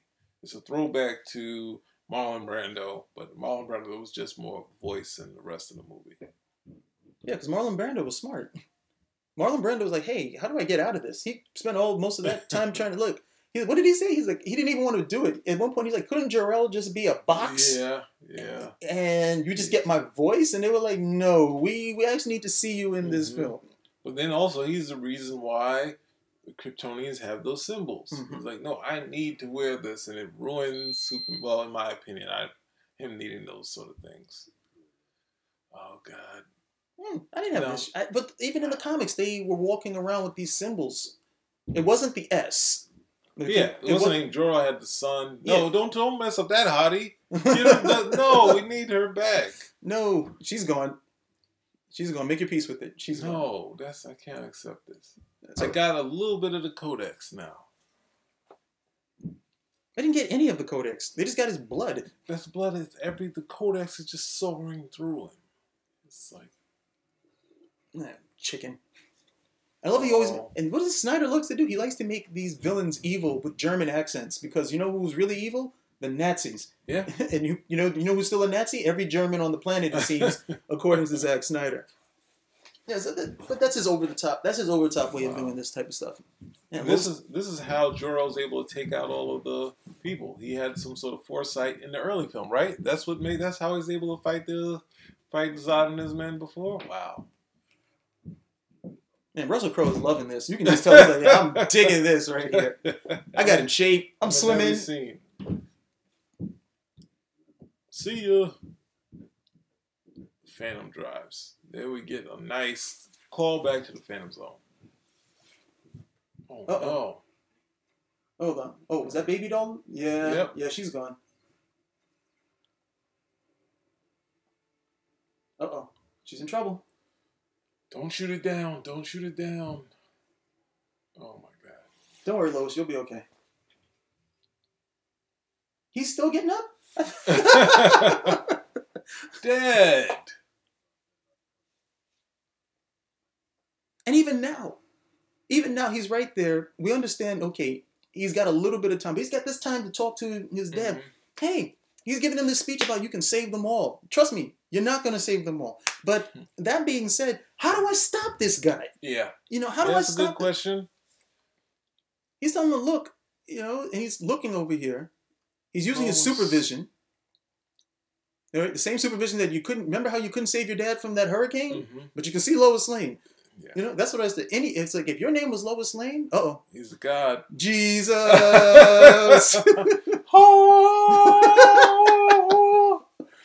If your name was not Lois Lane in this film, you were on your own.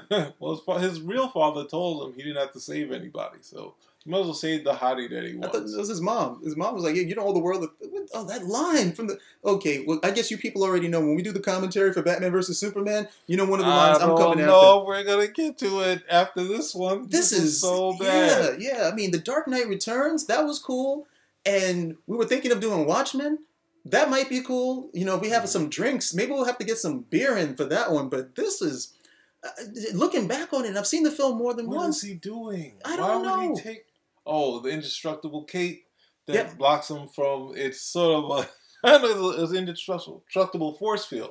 Because the heat doesn't bother her. But that wasn't a bad scene. He goes, he gets her out, and he tries to protect her to keep her from being harmed. He shows such care in trying to save her right there. But why isn't it? What kind of escape pod do it have? It just lands on the ground, just like shoots you right into the ground. It has no failsafe. Doesn't have an anti-gravity thing when it gets to Earth. Well, it was disabled. Remember, it got shot, so that's why he had to save him. Thank you. See, man, this film is doing a number on Pete. You had to imagine when I was sitting in the theater. Pete is probably one of the... I was just like, it was just blinding. Petey is one of the smartest guys I know. So if Petey is not remembering stuff from this film, it is the fault of the film and the fault of Zack Snyder. Okay, because that's how the brain works. The brain wants to eradicate things that aren't pleasant, that aren't positive, and this is not positive from start to finish. But again, he showed such care in trying to save her there. And then that's it. It was only her. Even now we're going to get into the whole Battle of Smallville thing. And he's just wrecking shop. He's not thinking. Okay, and this will be followed up by another dumb Lois Lane. Just a really bad moment. Oh, goodness. You have a nice, cool skull sort of thing. They're just evil. Oh, no. That she could just die like doing something dumb like that. Yeah, because Martha Kent is tough. And they're tougher. And she gave it away. If you're not going to tell them verbally, why are you going to tell them with your eyes? And Feora is... See, I would like to say Feora is a badass, but the biggest problem I have is how is she doing all this stuff? Wow. She's showing... They show more aptitude for the powers than Superman does. And You they've had know, less yeah, time. that's another part that. Well, I guess they have a little bit of stuff in the ship that can help them learn how to fly and whatnot. Oh What? my! What's in the ship? Just like they have a. Don't they have like a Jor-El in there that can help them No. and say, "Hey guys, Nothing can help them with the now powers. practice." No, nothing can help them. Oh, there we go. There we go. Okay. There Why we did go. he? Oh, what Okay. just happened? It was looking good, and then Superman Knocked him right through destruction. caused Okay. a nice But, explosion. and the funniest thing about this is, look at it. Why is he beating him up? Because he threatened his mom, right? Where's his mother? She's back there with the other guys. Man, look at the 7-Eleven just exploded, man. That's a lot of the Superman. That's that product placement. That's $160 million of product placement. But then, hey, they actually remember the atmospheric thing actually plays into something later. Why is his cape on fire? Why does he even have a cape? I don't know, but why is his on fire? Superman's isn't on fire Yeah, that's a good point. because his cape is evil, and evil capes burn. Oh my God, what's going on? I know I already said Everything this, that's set up. Where's his Everything was set mom? up. Where's his mother? Isn't the reason why he's fighting Zod was to protect his mother? Oh, I think he forgot about that. The other, The she's back there with the Kryptonian- other. She's back there with They them. wouldn't kill. They wouldn't kill. No, but they're stupid. No. They're stupid because his mother is a great bargaining chip, right? Mm-hmm. And they're going to show up without his mom. Trust me, they're going to show up without his mom. They're just I going don't to know. leave. I think they're evil, so they'll probably kill the mother, right? It should be over. This was like, okay, this makes sense. This is like, maybe he had the hard time. Oh well, no, that's sorry. Okay. I went too far. See, here they show up. Where's mom? Don't take off your mask. Don't take off your mask, guys. It really messes you up. I can't deal with it. And look at him. He's a punk. One big hit. You survived the re-entry through the atmosphere, and you have. Come on, get up, you punk. So the ship comes over, takes these cats out. They want the Codex, right? Mm-hmm. They want the Codex. That's the big thing. So they're taking General Zod off, and then of course he's still going to have his showdown over here with these two cats. Oh, wait a second. I thought the other guys left. But Yeah. nope, they have a nice Western scene happening right here. Superman is not, this is not your daddy's Superman. And he's going to fight them right there. They followed you there. Mhm. Maybe they'll follow you if you go someplace that's not populated. When there's two of them, you're going to have to use a little more brain power than just throwing them into another, what's the name? Another Exxon or 7-Eleven. What, the fight's going to be one side. Feora's going to mop up the floor with him. No, that can't happen. Of course it's going to happen because Whoa. she's the hot dominatrix badass chick. You Well, know? now that you say that, then it might be a good scene. This might be an okay scene. Okay, you're revealing some stuff over there, Pete. No, I'm not. I'm just saying, this is just have some fun. You don't let him win. You let him win, and then you win in the end. Come on, that's what he's doing. Okay. Oh no, what's it? The army got involved in this too, and it's like they're all aliens, kill everybody. Yep. And that guy's too dumb. Now, they've got the power. I don't understand how any of those things move that guy. Mm-hmm. But that's where the unevenness of the fight comes in. Okay, that they're supercharged or superpowered, but then certain stuff is still affecting them, even though they got this Kryptonian armor on. And this was that 8-foot dude that we saw earlier on, and he's just gonna go and start mowing down people. Wow, that's crazy. Woo! If you like explosions, you're gonna get a whole lot. I bet he wishes he was in the G.I. Joe cartoon where everybody just always had a parachute. Yep, there we go. Parachute. Who was that? Nice. Oh, Oh, no. product placement. Nobody dies. There's Pete Ross. He's like, hey, Pete? Clark? Yep. Pete Ross hasn't grown any. He shouldn't have used those cigarettes or anything like that. Uh-oh. You are weak. I am hot. Yes. Oh, yeah. Oh, no. Yeah, look, she's got better aptitude than Zod. I don't understand. He's, 33, and he never learned how to fight? Come on. Well, it's not even that. He should have better... Look at her. Look at her. Look, she's a monster. Look at her. She's had these powers for all of a hot 2 seconds. Come Okay, on. and look what she's You're able to do. asking too many questions. Oh, this was the scene. That was the first thing that they sold us. Yeah. Is this? And it's a little more colorful than we first saw. Evolution always wins. No, I win because I can yell. Oh, look at that. He got payback. Oh man, what is it? There's some fun stuff here. Yeah, Fighting, but a little too much destruction. You're like, a it's little not too gonna much be. CGI. Yeah, there's that. There's a lot of that, but it's like, you know, There's a cool scene. He's gonna try to fly off. Oh, what? They knocked him out? Oh, you punk! they gotta show the army. The They army's really helping showed and working and using bullets, which will do nothing to stop them. All I know is Christopher Reeve never got knocked out. That's all I know. Even Brandon Routh Superman didn't get knocked out. They you had got the two freaking. people beating you up. What They do you think's gonna happen? They had to stab him with kryptonite. Look at this dude. Look at him, just taking a pounding. Then he's gonna probably try to run away. Yep, try to run. They caught him. They're like, get back here. Look at that. Look at that. Here we go. Look at that. And look at the girl. He's dragging the girl around. No, he's losing. No, but he's actually putting up a fight. He should be stronger than both of them. He's had more time to charge up than they have. Come on. Now look at him. Oh, no, Burn. Hey, they got the what's the name? He's got the Alan Moore scene. Burn. He's okay. Now the military is going to come here and just make a mess of stuff. Yeah, let's shoot. Yo, Don't shoot the guy in the colors. Oh wow, it hurt Superman. His head went back. Yeah, because he's a jerk. That's. Oh well. But that was the stuff they were doing for dramatic effect. Let's show how hard the bullet is hitting him by the fact that, like, no, you're showing that he's a punk.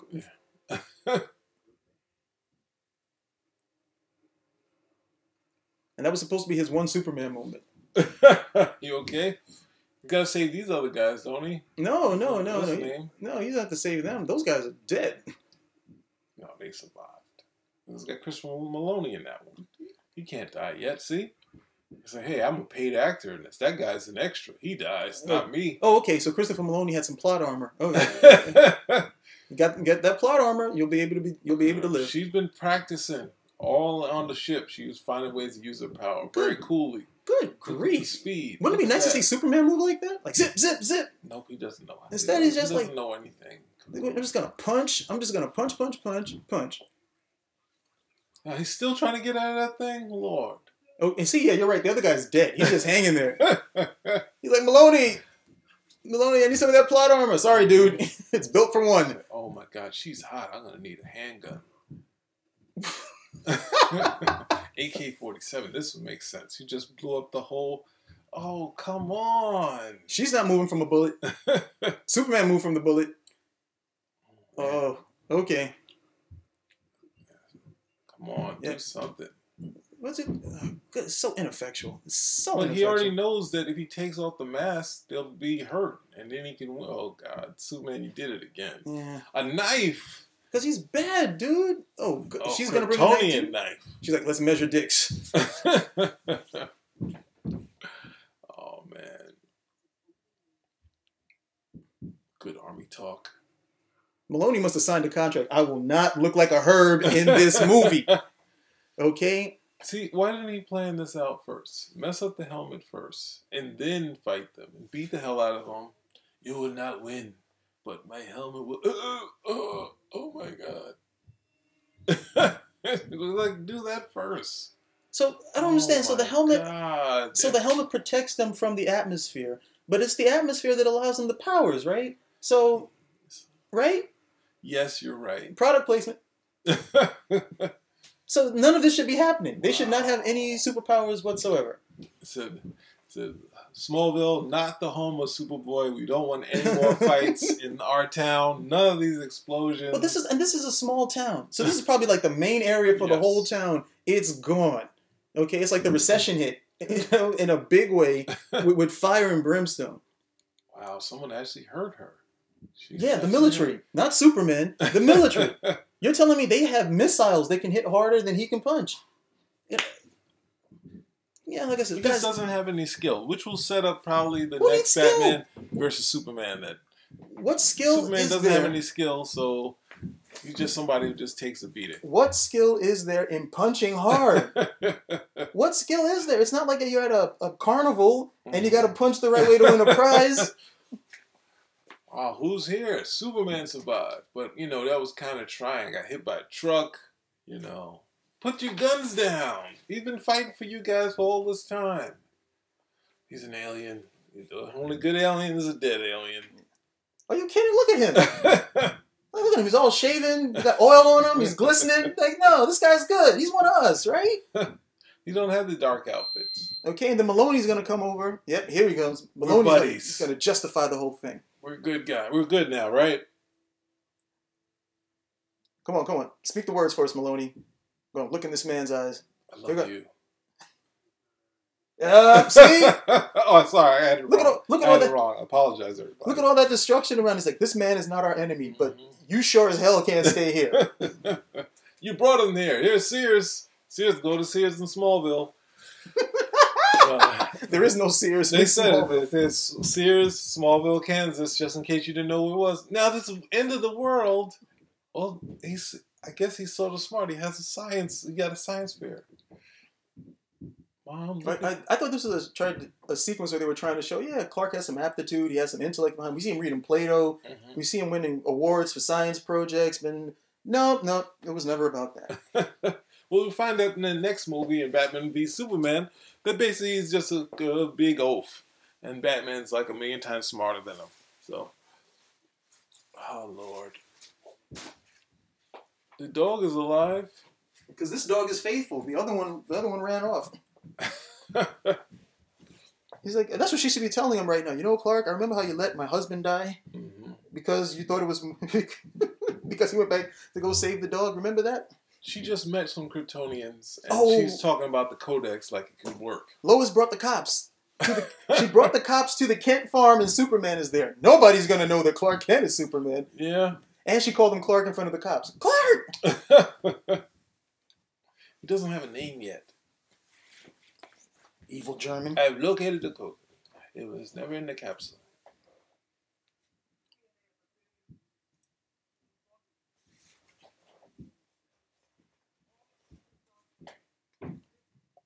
Oh, that's crazy. Yep. Codex coded genes. That's a lot of money. No.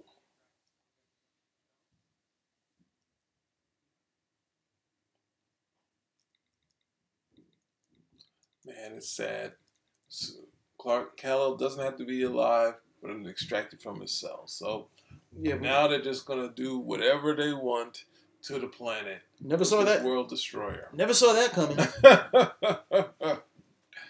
So we're just getting a break from all the destruction, and now we're gonna get.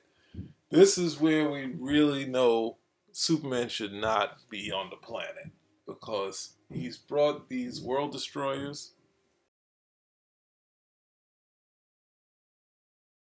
Release the world destroyer. The World Engine. Yes, I finally remembered the name. Okay. So the World Engine is on its way. And this was another plot point that people argued about. But I thought it was pretty clear cut. The World Engine is to be able to terraform any planet. So why don't you just go to Venus or Mars and terraform that? And then everyone said, no, they need to terraform the right planet. But they never said that in the film. It was never said in the film that they need to have a specific planet in order to terraform. For all of that, they could have just terraformed the moon or anything else.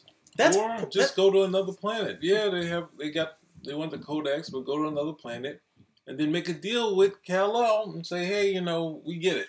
You like this planet, so we'll go to another planet. Just give us the Codex and we'll start a new society. Yeah. End the movie. Oh, wait a second. They're in Metropolis. Why do they have to terraform Metropolis? I mean, we have to assume it's already Metropolis, but... Because the Metropolis is directly aligned with the Indian Ocean. So, kind of like, if you... you can't see the way I'm moving my hands right now, but I'm moving my hands in a manner... It doesn't make any sense how I move my hands. It's just stupid. Metropolis is there because that's supposedly Superman's hometown, even though Superman in this film has never been there. He has some sort of connection. There's a mystical connection to this town. There's nobody in Metropolis that he needs to be there for. Lois Lane isn't there. It could have been any city. So, man, see the hotties? The suits work well with the hotties. No, I missed that one. Can we rewind? I guess not.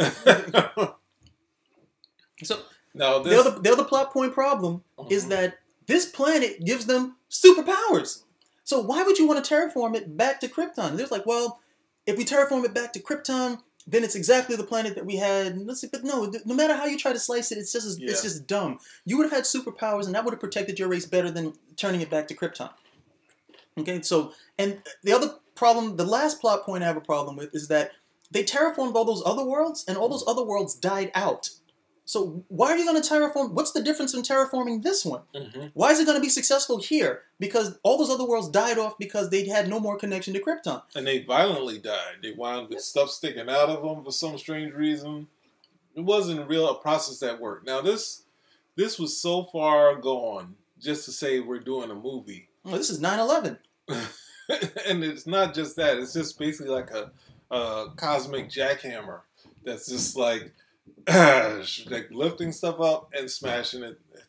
And then this example of what it's doing is just saying, is it terraforming or is it destroying the planet? Because it doesn't look like it's going to change. Like we've seen in... It's terraforming. That's what the scientist said. He just said, oh my God! They're terraforming! What we've seen, like, in, what was it, in like Star Trek, was it Star Trek The Wrath of Khan, where we saw something terraforming, and it's just like an instantaneous thing of it changing the whole thing. Not, I'm going to smash the world. You mean with the Genesis tube? Yeah, That's Star Trek. Star Trek understands you only have to do that stuff for the right seasons and the right reasons. Yeah. This is Man of Steel. The title has nothing to do with the rest of the film. So from right there, we know that, look, don't expect too much. Uh-oh, the testicles are back. You got 3. Kryptonians have 3 testicles. As Lois Lane will find out one of these days.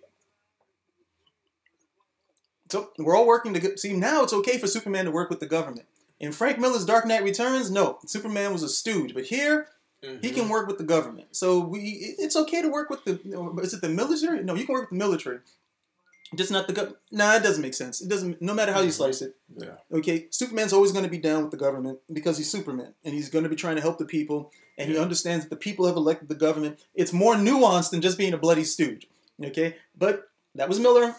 Well, I mean, yeah, obviously, as a hero and someone that's a public figure, he's going to be seen, like, that's the thing that in the Byrne run, he's going to be seen as a force that of, like, America, but at the same time, he's not going to align himself in such a way that's basically like, I'm a corporate stooge. That's the whole point of when they introduced Lex Luthor in that version, that, like, no, I'm not, can't license or buy me. I'm here to help, and if you do something wrong, I'm not going to be involved in that. And look at that. Look at it, got a little umbrella under him. Oh, the cloud skirt? Yeah, that, oh, Lord. So this, to be honest, this did bring back that. You don't. You die. This did bring back some 9/11 stuff. Because I noticed these guys, the 9/11 imagery, they can't get enough of that for some reason. But then they only took like a few years before they actually made a film. I was like, look, it's been we need to wait like a good 20, 30 years before I want to see any film of that nature. But they have no problem referencing it, in the films, and I just don't know why. I don't know why. But all destruction is good, I suppose. But see, he's up there in space again. It takes too long. Isn't the planet already terraformed? What's taking it so long? Well, it's a whole planet. I figure it's going to take at least 10 minutes. So they got about, what, 15? Now, they have 2 solutions that happen here. But he's flying in space. He's flying in space again. So this whole thing about the atmospherics doesn't make sense. Mm-hmm. Uh-oh. Uh-oh. Wow. He's using his chi. Zen. I did it. He's got mastery now. And he got mastery without Jonathan and Martha Kent. Without any help. In basically a couple hours. He got it. I don't know what's going on here. We know that terraform is happening. Everything got really slow. He's taking over the ship. He's using the Zod. He's using the Zod bit, and he's taking over the ship. Oh, okay.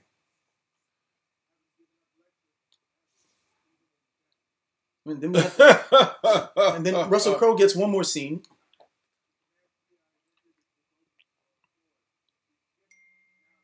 Oh goodness.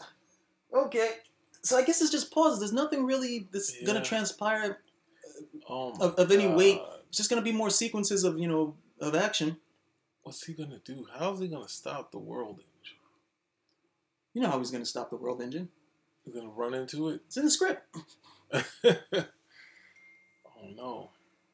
Uh-oh. Spermicide. all the AI we've been seeing has only been for good, well, except for the fail-safe things. So he's on the other side of the world. The Americans are on trying to save Metropolis, but they're not really doing a good job of it because Metropolis basically been decimated. And oh yeah, here we go. Not working. Oh, well. What's that firing at the people though? Yeah. Everything the army does. Okay, that's what. Okay, that's what it was. Everything the army does has not worked at all. We've been leaving. Thank you, Perry. Thank you. Thank you, Perry. Please stay in your office. We need you to say no. We're leaving. We're going against the protocols. Uh-oh, the sperm got him. Oh no. Just in case you didn't know it was a planet, there's a little sign there. Oh man, look at that. And they're still shooting at it. Because they got nothing else to do. They're still shooting, but who survived? survived? What film is this right now? What film? Come on, you know it. What, what's it, Independence Day? Yeah, Pete. Oh no, we ran the wrong way, running towards the terraformer. Let's run the other way now. Oh no, we can't run that way. This had a lot of feel of Green Lantern too, when the whole, what is it? Parallax. I remember almost nothing about Green Lantern. Oh my God, look at this. Jenny! So he's got enough time to run. Well, it takes a while for a building to fall down. Run the other way. She's still looking. She looks like she should be able to. She looks like she should be able to outrun Perry any day of the week. Oh my gosh, that was terrible. You cannot. Oh God! Oh, pain! Oh, the pain! Woo! Woo! Woo! So these guys are still talking. What are they talking about? What are they talking about at this point? This should have been that one scene with the two of them and done. Okay, so we see the gestation tubes are back online. And this will play into a point that I'll make a little bit later. But this is what Zod is all about. He wants the rebirth of Krypton. So those gestation tubes, without them, you can't have the rebirth of Krypton. So he's also supposed to be genetically predisposed from birth to being about protecting Krypton. And I brought this up with someone else that if that's what he's about, then protecting those gestation tubes is going to be paramount to anything else that he does. And we'll have a sequence where it shows that no, there was a different road to go with this. But that's one of the problems with Superman. See, when you try to lock him off, this is a character where all the other options can still come into play, where you can still do this. And they wanted to drive home that you can only do this. We can only do this. And that's not always the case. I thought this was going to be the Fortress of Solitude. But it's Superman's ship. Yeah, Supermobile. I thought this was going to end up being the Fortress of Solitude, but then I said, that would be very limiting. Or at least it could have been like the overall structure and you would build out from it. He can travel to different places. He can go to Niagara Falls with it. Yeah. And this is supposed to be his big Superman moment. This is really supposed to be it. I mean, it's draining him. This is supposed to be like the Spider. Is this a spider? From this is a spider. The Kevin Smith spider. Superman lives. Superman Lives. That's what it was. See, here's the thing now, because we're gonna have Superman versus Batman, right? Now, Batman is gonna be beating the crap out of him now, right? Because he has the kryptonite. Right over there, he's being drained of power the entire time. Oh, okay. He's being drained of power the entire time, and he's still able to take that ship out without any. He's still able to take it out. So you're telling me what's the difference between that sequence right there and fighting Batman? Here's a big sequence. Batman is smarter. No, the sequence is these people suck. Like, we just did a whole sequence over here. Steve Lombard. I'm out of here. No, whatever. That's not Steve Lombard. I don't know who that is. Steve Lombard. I have no idea who that character is. I always hated Steve Lombard. So why couldn't he just die? Oh, gosh. Oh, my God. I don't know who this character is. I thought Jenny, they did a transgender thing and made Jimmy Jenny or something of that nature. But, she never really factored in. Steve Lombard, that is not Steve Lombard. I don't know who that's supposed to be. That's just generic office worker. See? Here he goes right there. Remember, in this sequence, the atmospherics are the same as on the ship. That means he's losing power. This is all Will right now. This is all Will. And he's just standing up against the machine. he's still able to get it done. But in this other film I'm gonna watch, Batman's gonna have some kryptonite, and these. How do you reconcile the two? It's just because he's Batman. That's it. Yeah. It's plot armor. Oh no, Jenny's gonna die. And then what was it? Supposedly, if you look closely at his face, it's supposed to like merge with Christopher Reeve's face or something. But I never saw it. That's what that's supposed to be. Yeah, that's what it was supposed to be. Oh But my god. Christopher Reeve came from on high and said, "Hell no, I was a hero." We're not leaving you. I'm Okay, come Perry on, White. come on, give us a scream, give us a scream.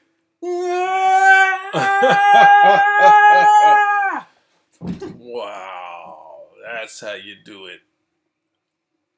And broke the connection with the world thing. Now, what's the big problem with the scene?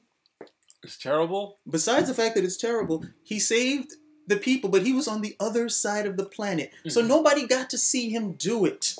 Oh, I didn't even think about that aspect. What Benjamin Franklin? But they know. They did it. They could tell. Nope. They something else happens to them possibly. It was like Benjamin Franklin said that it's not enough to work hard, but you also have to be seen working hard. You know, that's just how people are. You do all the stuff behind the scenes. Nobody knows about that. So it wasn't enough that he saved the planet, but nobody saw him do it. Yeah. So we have another movie. What are you doing? Sleeping on the job? Look at him. Man, it really hit him hard. Made his teeth crooked. Okay. He's British. He's the British. Oh man, low blow. Even I wasn't gonna go that low. Oh, the sun. This is a Frank Miller moment. Oh, the sun. Then there should be a flower right next to it that just grows. Oh god. Is that what it was? He was drawing that For flowers. For people who aren't in the know, it's not the sunlight. It's the solar radiation, which is ambient. It's around all the time. It can't be blocked by clouds or even nuclear fallout. So go ahead, let Frank Miller teach you science, but that's how it's supposed to work. Man, somebody really wants you, Pete. I don't know who it is. No, they're doing the chatting. Them. Oh, is that the guys? Yeah, no, these other group I talk with.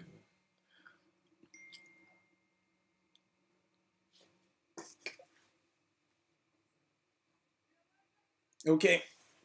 This is actually the big showdown in the film. Okay? Because we're supposed to have the matchup between the hero and the villain. Well, we never got that with Superman, but Maloney's character already had his showdown with Faora, and now they're going to have that final showdown. They've got to have something because he's getting paid to be in the film. Like I got to have him do something. Got to take out some Kryptonians. Hey, he was in his contract. Yep. This guy's like, I'm not going to look like a herb in this. He's like, if I have to take out a Kryptonian with a knife, that's going to be it. Ooh. Okay, this is the scene right over here. I think I told you about this too. He's on the ship now. The ship has the gestation tubes. Okay, he tells him, if you destroy this ship, you destroy Krypton. What does Superman do? Hey, okay, you stand down right now. I'm going to destroy the ship. No, Krypton had his chance. I'm like, dude, no. Here we go. You could have solved the whole problem right there, but you never thought, you damn thick lunkhead. You didn't think. He would have stood down to protect the ship. He just told you he would have done that to steal the ship. No. Because we need more destruction. I don't know how Batman is going to see. And how many people died? How many people died because of that decision he made to take down the ship? Everybody, right there? They were evacuated in time. Yeah, by Bruce Wayne running in and catching them one at a time. Yeah, that was that too. Uh-oh. Hottie's got to do something. If you're stuck in the rock in the hard place, what is wrong with it? I didn't realize you thought he was a hottie, but okay. No, there was a cut. He just tricked you. That did not happen. Take it. I'm cutting that out. No. Oh, that's it. It just wasn't in the right groove. Well, like I said, it's like the testicles. If you twist too tight, pull your groin. That guy's dead. But yeah, Lois is okay. Somehow hang on. Are you kidding? Lois has some of the best plot armor ever. Okay, but this was the big sequence. Okay, here comes over. Maloney's like, all right, I got to complete this mission. I'm backing up. Faora's after him. What is he gonna do? Pull out the knife. Not yet. He's got a better idea. Run! She's going to let him run up the stairs. You idiot. This other guy decides to take the hit for him, blowing over here. Okay, we got Professor Hamilton, whose character I never really cared for. That's actually Professor Hamilton? Yeah, that's Professor Hamilton. Wow. And if that's the case, if he's Professor Hamilton, that means that they're going to show up in one of these movies, aren't they? Okay, it's activated. It's activated. All we need now is to get the ship in the right position. She's like, what the hell are you talking about? Uh-oh. And see, and the plan works. So all Superman had to do was tell him to stand down, keep the ship going in that direction, and that's it. The plan would have worked. So the plan would have worked. So they're all getting thrown into the Phantom Zone right here, right? That's what's happening? It's sort of imploding Phantom Zone sort of thing? Yeah. Except for Lois. Lois has to, you know. See, Lois is not being sucked up into the Phantom Zone. According to what these people are telling me is that anything that got touched by the ray, that's what's blowing up there. And I was like, you've got to be kidding me. I said, all that got touched by the ray? He's like, yeah, all that was affected, but Lois didn't get affected. I said, Lois was on the bleeding ship. He's like, you see how it's like trying to pull Superman in, but it's not even affecting her? I was like, that's a lot to take. That's a lot to take in this film at this point. It made no sense. But everything was going up, and Lois was going down. Yeah. And this guy, the way he explained it, he said no, because anything that got touched by the ray, you know, I was like, no, I'm sorry, man. That just sounds like a bunch of malarkey. Now here we get into our end of Inception scenes, where it's basically this decimated city. He didn't save us. Look at the city. Look at the city. Well, she said he saved. I think I was in the theater when she said he saved us. I was like, saved you from what? You got to be kidding me. And then they have this kiss that really, over all the dead bodies. I remember that clip. I think I sent you this clip where you hear people screaming in pain and they're still kissing.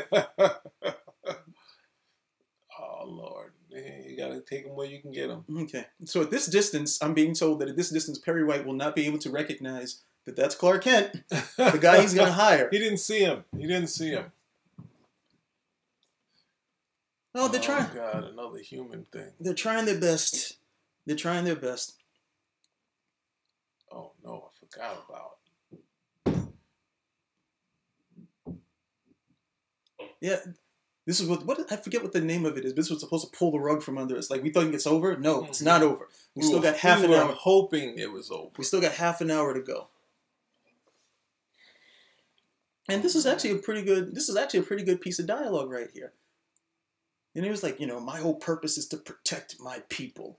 Everything I do, regardless if it seems to be cruel, is to protect the people. And so he's telling him, you could have stopped a lot of this if you had just bartered with me on the ship. But you didn't do that. Oh well. So this is our final fight. It's not going to be as good as Superman 2.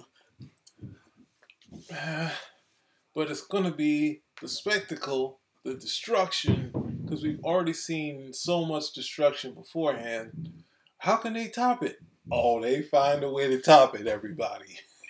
they find a way. Well, some of the guys who like the film, because they told me, well, this is a more serious take on Superman. And I'm still trying to understand how this is a more serious take. But what they were able to show with the special effects and so on and so forth, you know, the flying and, you know, punching and the speed. Wow, look at that. And you've never seen that type of stuff in a Superman film before. So, you know, I can understand where they wanted this, but, you know, come on, man. General Zod should have never been able to affect him at this point.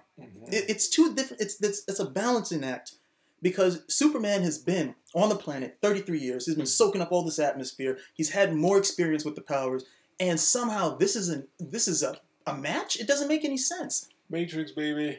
Matrix Revolution's the one that nobody liked. We're going to do it over again. Yeah, we're going to get it right. So, what am I doing? I'm going to... Oh, no. Wow. Yeah, and Bruce Wayne is watching the whole thing. Wow. He's like, I bet you never were able to do that, huh, Cal?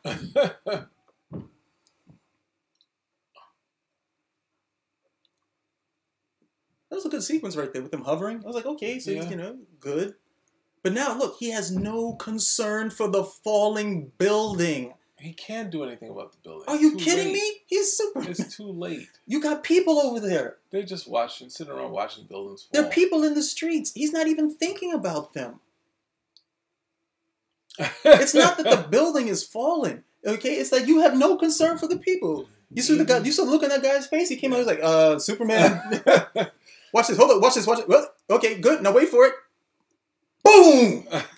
How many people dead? How many people dead?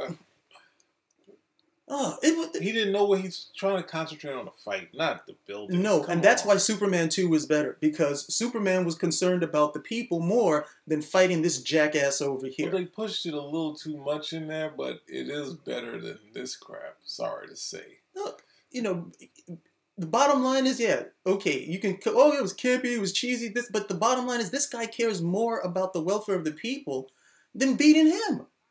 You know, in this film, he even know the people exist. With this sort of fight, you just have to concentrate on the blows. And right again, you're like, okay, we're going to go and we're going to do another one of these charges. All you had to do, Superman, was flip around him. Matrix moment. Grab him by the neck. He could have just literally grabbed him by the neck and threw him into space at this point. He didn't know how to fly. You know, he could have done all these different things to get it away from here. Uh-oh, that's from straight out of The Dark Knight Returns, animated. Tom and Jerry'd him. He hit him with the garter straight out of this is what, straight up, no, not the Looney Tunes. He gave him a Looney Tunes hit. And then they got time to make speeches. But at no point does he ever seem concerned about the people. Train on a farm? I guess so. Uh-oh, is he going to learn to fly? Oh, no, he's ripping out of his... Oh, look at him. He's got his Superman outfit, but it's all black. Right, and no chest hair. Look at this dude. This dude is ace. Look at him. He's like, man, I've got the power. I've got mastery. I can fly. He's like, what's it was a flying scene. Okay, he took off the armor so he can fly.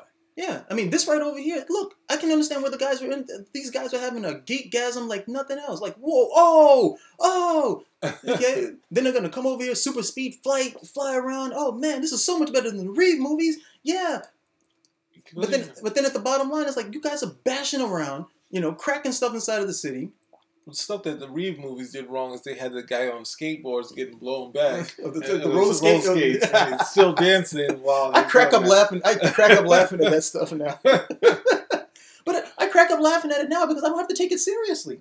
That film has already etched itself in history. Okay, nobody has a problem with it except for these people who have overanalyzed it. I don't and, know. and Petey, I haven't overanalyzed. I watched it and then I was like, oh man, it's not as good as I remember. And then my father watched it and he was in another room. He's like, Petey, the Superman 2 is shit.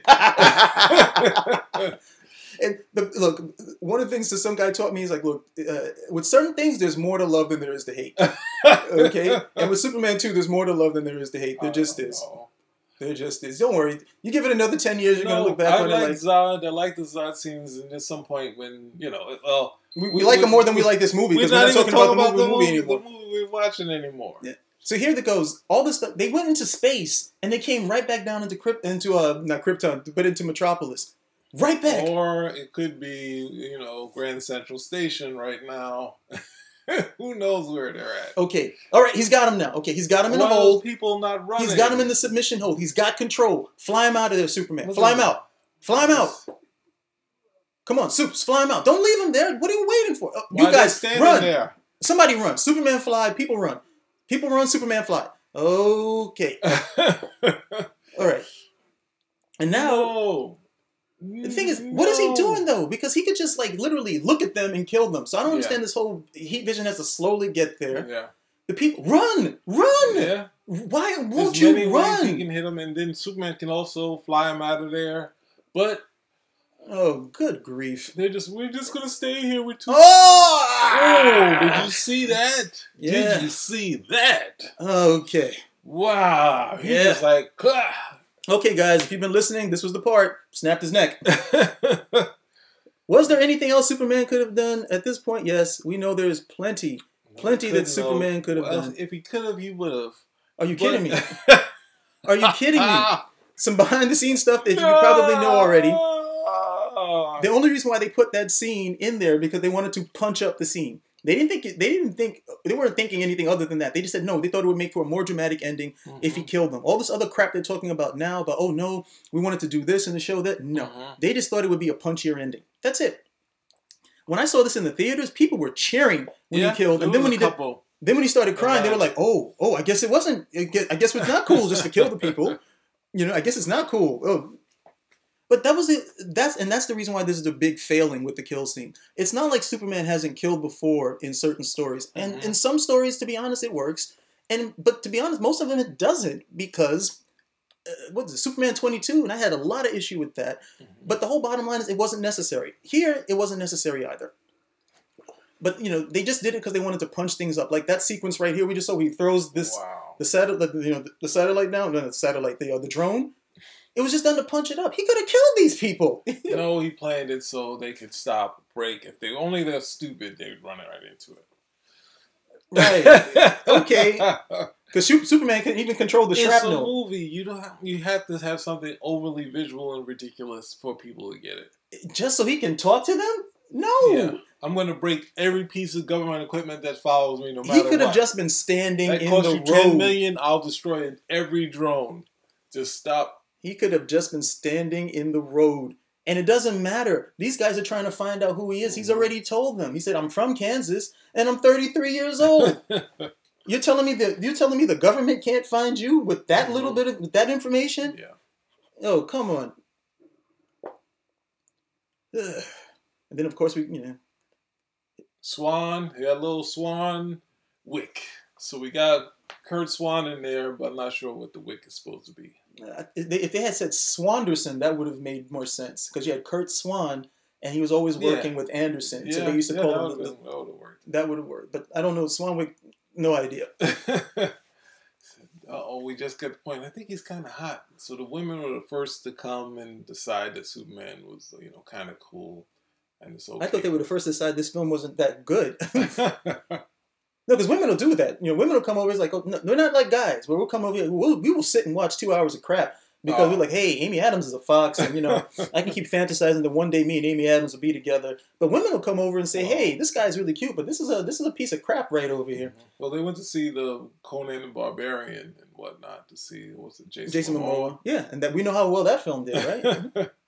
So look, what is he? Is he becoming a superhero? Is that what his future is? Is it? Oh, I thought no. It just looked like it was stuck on his back because of the clips when she did the laundry. I have no idea what is the purport of this scene. He's thinking of the Golden Age heroes, and he's like, "Is that what there aren't any Golden Age heroes? Nobody's ever done this stuff before." Come on, work with me. You're not working with me, man. He's gonna stand there in a Superman pose, and there's never been any Superman. He's had this dog since it was small, and that's how the dog passed. The dog ran off, man. The dog ran off. The dog said, "If you're gonna let your dad die, I need to get out of here." He found a job. He did? What's his job? His job is mailman. No, he's actually in the mailroom in the Daily Planet. Because that's actually a good bike. I need to buy one. It's like $1,500 bike. Okay. And this is the Clark Kent everybody wants now. They don't want the Clark Kent who's clumsy. They just want Clark Kent to be a regular guy. They just want him to be normal. I'm okay with the regular guy, Clark Kent. Hey, I'm fine with Clark Kent being regular too. It's just that if Clark Kent's regular, there's no difference between the two of these guys, and you really don't need both of them. It's a secret identity. You don't need to say this one is so far off from the other one. They don't have to be far off, but there needs to be some difference, right? Because they do look the same, and he's not wearing a mask. You have to buy into that this disguise works. Yes, when Clark is different. No, I can't. They played that out as far as they could, and now somehow he's he's not. No, it still works. It still works. It worked in All-Star Superman. It worked on Smallville. It did not work in All-Star Superman. Yes, it did. It was overdone and it was fine. Drawing too much attention to himself. Well, we made it. I don't know how. And we hope you made it too. I apologize because. You know what? I'm just tired. I don't even know what the heck I'm apologizing for at this point. No, we did the best we could. Yeah, I mean, that look. Was it. If you got through it, these only accent some of the things that you're watching. You're looking at the gaps. Hey, directors, they got gaps in their commentary. So, there you go. Hey, no, see, I apologize that Zack Snyder and David Goyer were given control of this film, that this film was rushed to be made because a judge ordered it. Everybody, if you're a real big Superman fan, you deserve a good Superman film. You deserve a film that explains why Clark Kent is necessary and Superman is necessary. Not just throw some glasses on him and like, okay, that's particularly because you're watering it down. But this was not that film. And don't worry, the next one, Batman versus Superman, that's not going to be the film either. And we'll be back. We'll be back to talk about some more stuff. But hey, I need a nap. That was hard. Spinner rack. Out.